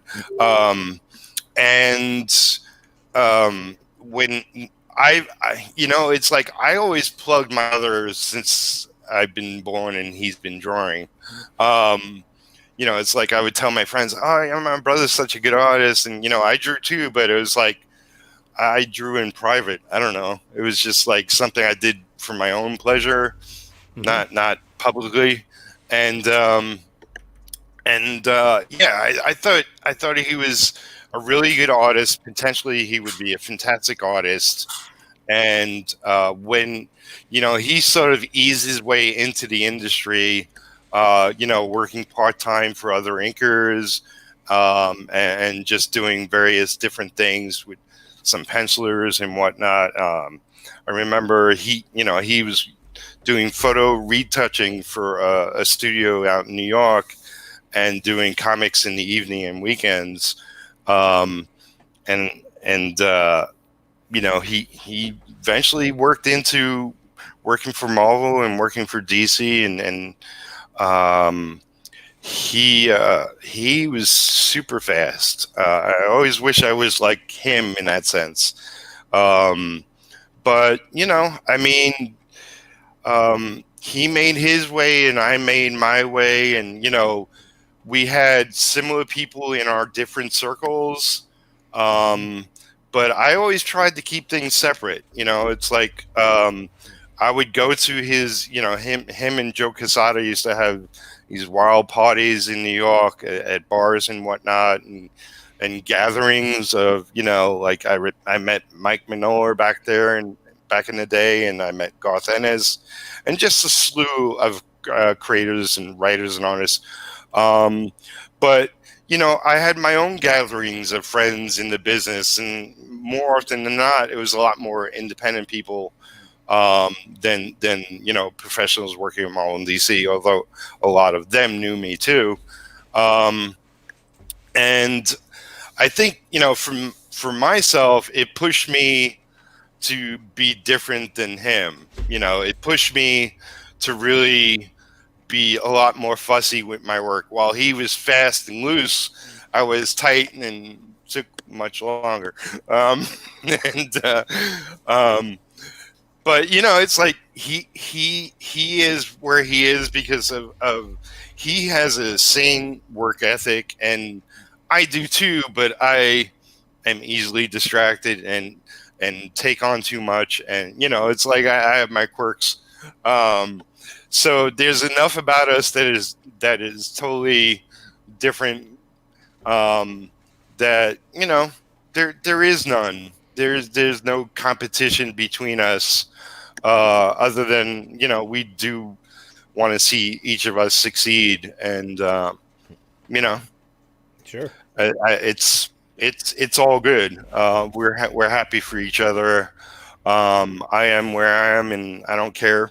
You know, it's like I'm just happy to be working in comics, and there's also, you know, once he got married to Amanda Connor, they became a whole power couple, and you know, now they're writing together and all that, and you know, doing their own thing. Yeah. I did my first Kickstarter last year. Jimmy is on his currently 14th, so Yeah. it's whatever, you know, we each doing our thing, and you know, I went actually in January, which thank God in January I was able to go visit my family, because everybody else is living in Florida. I'm out in Kentucky, so I'm the black sheep now. But I was happy to spend a bunch of days with everyone, and especially Jimmy and Amanda, because you know, it's like me, then Jimmy, then my other brothers, age-wise, and so we were closest growing up, and it was great to spend most of my time with, you know, Jimmy, actually, because Amanda was working on a deadline. So yeah, it was just like old times. I haven't seen him actually in person for a bunch of years, but it was like the second we saw each other, it was like yak yak yak, you know. Sure. And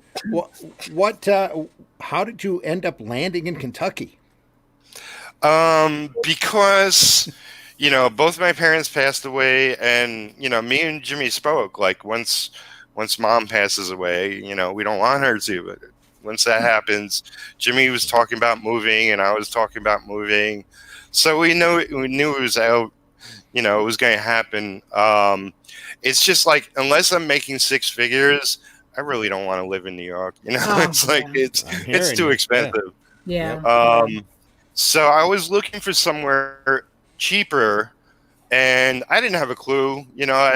I've mostly lived most of my life in New York. I haven't been outside the States. I've been to a bunch of random places, but I didn't know the whole landscape.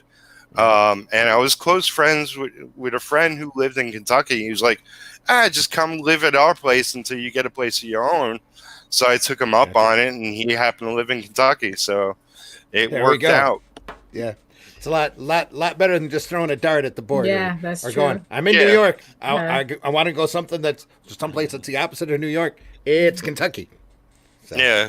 I mean, when it comes to cost, though, it's like it doesn't take much for those life the prices to go down the second you're outside of New York. I'm sure. Yeah. Where Peter's at now, it's probably night and day cost of living. Right. Yeah, I could imagine. It's very inexpensive to live out here, and I mean, it's like I'm currently in a small apartment. I was engaged to somebody for 5 years, and we broke up. But we're best friends. We still see each other almost every day. But I'm living in a tiny little apartment right now. Eventually, I'll upgrade and rent a house because my cats will love it. I'll love having a separate studio space with them out of my face. No, they will not be.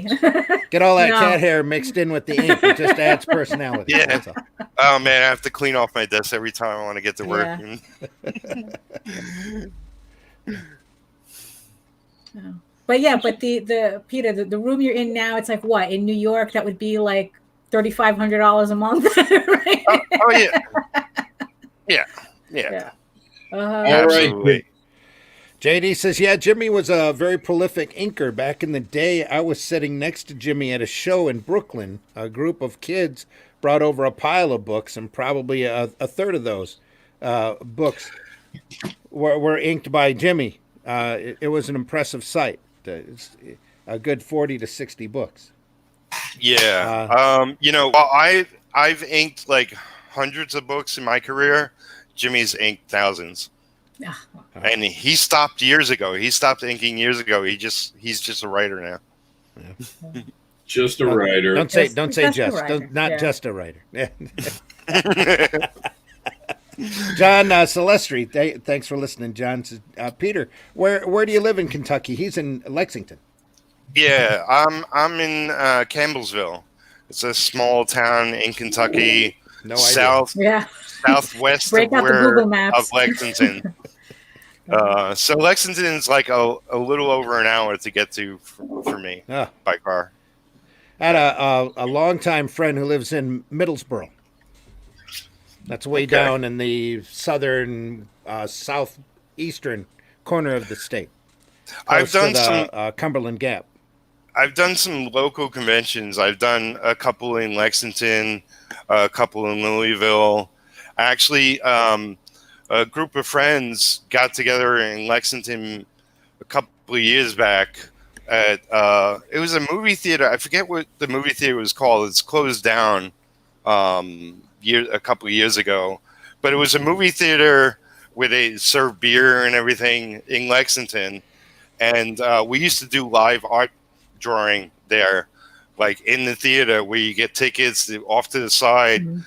We had these big easels and we draw, and if people like them, they can buy them.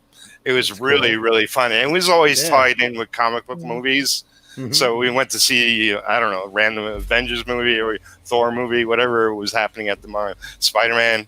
And we'd be drawing characters, and people would be, oh, what's that? What's going on over there? And checking it out. It was a lot of fun. It's a great idea, actually. Yeah. Yeah, it sounds like a lot of fun. Well, Peter, we are almost closing in on the 2 hours for the program. Please let our listeners know where they can find you again. I am on Facebook, I'm on Twitter, I'm on Instagram, and I'm on YouTube. It's all Peter Palmigatti. Everybody can find me. Google it. I'm everywhere. But go to my YouTube and subscribe. Trying to get those subscribers up. Yeah. And check out the shows, you know. Yeah, definitely. Yeah, do that too. Yes. Don't just subscribe. You know, share, like, comment. Yeah. Right? Yes. Uh-huh. Daphne, let folks know where they can find you. Right. If funny animal fantasy is your thing, you can check out the first 20 issues of Tall Tales at talltalesonline.com. And just to remind everybody, it's Tales, TAILS.com. And I also have a YouTube channel. I'm trying to get up to 1,000. So it's at Daphne Lage Art on YouTube. And we had something that we didn't bring up in this program. You also have a Kickstarter. Yes. So push your kids out of the room. just put your hands over their ears for a second. So I also have an erotic art sketchbook on Kickstarter going right now. Probably me and Rob are going to be talking more about that at a future time. What's the title of that? Oh, it's House of Bob Volume 1. House of Bob. House of Bob. Yeah, it's House is spelled H-A-U-S. A-U-S, yes. You know, kind of like a fashion house thing. Mm-hmm. It's a 24-page sketchbook featuring uncensored furry erotica from I used to have a Patreon page. And the sketchbook is for 18 and up only. Okay.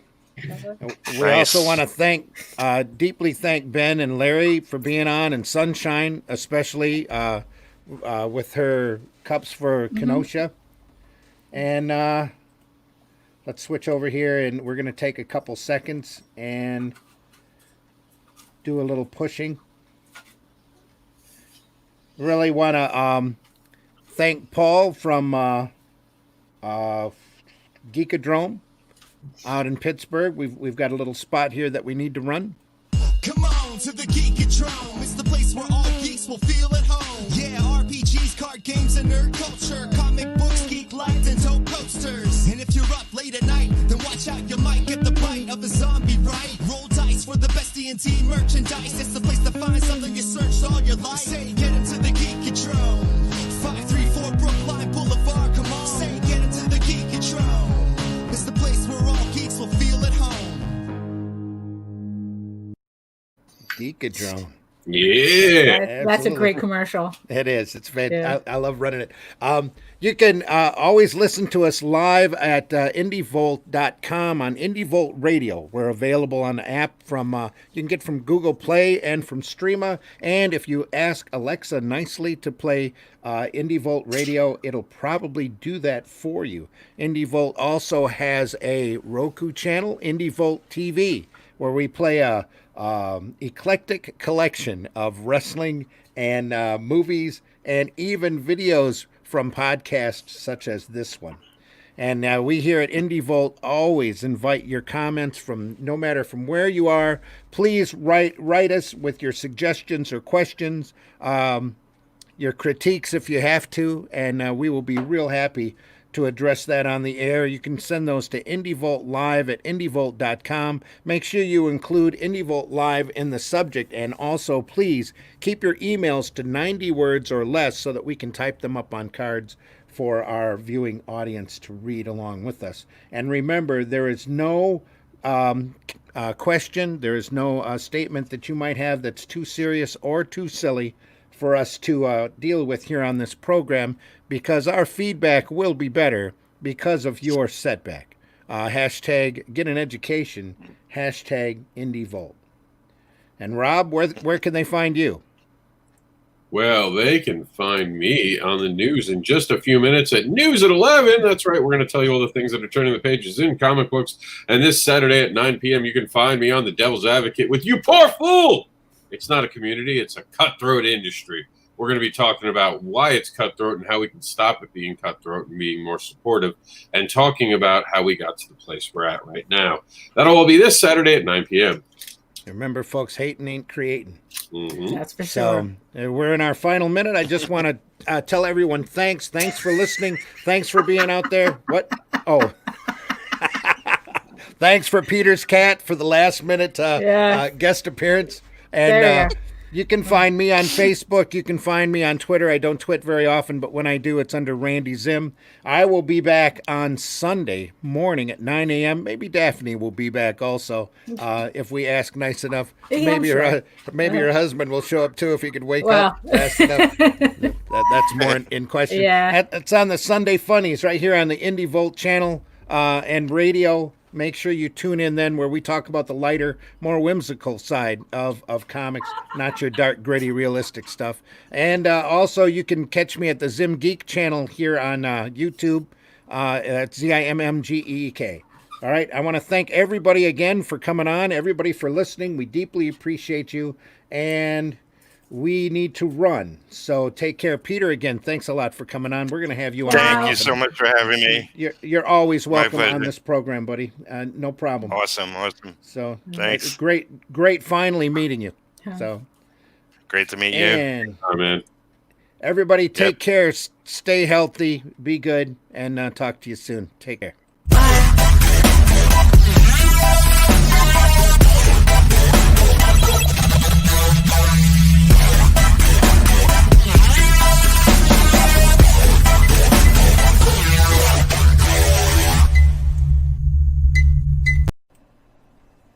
Comics are awesome.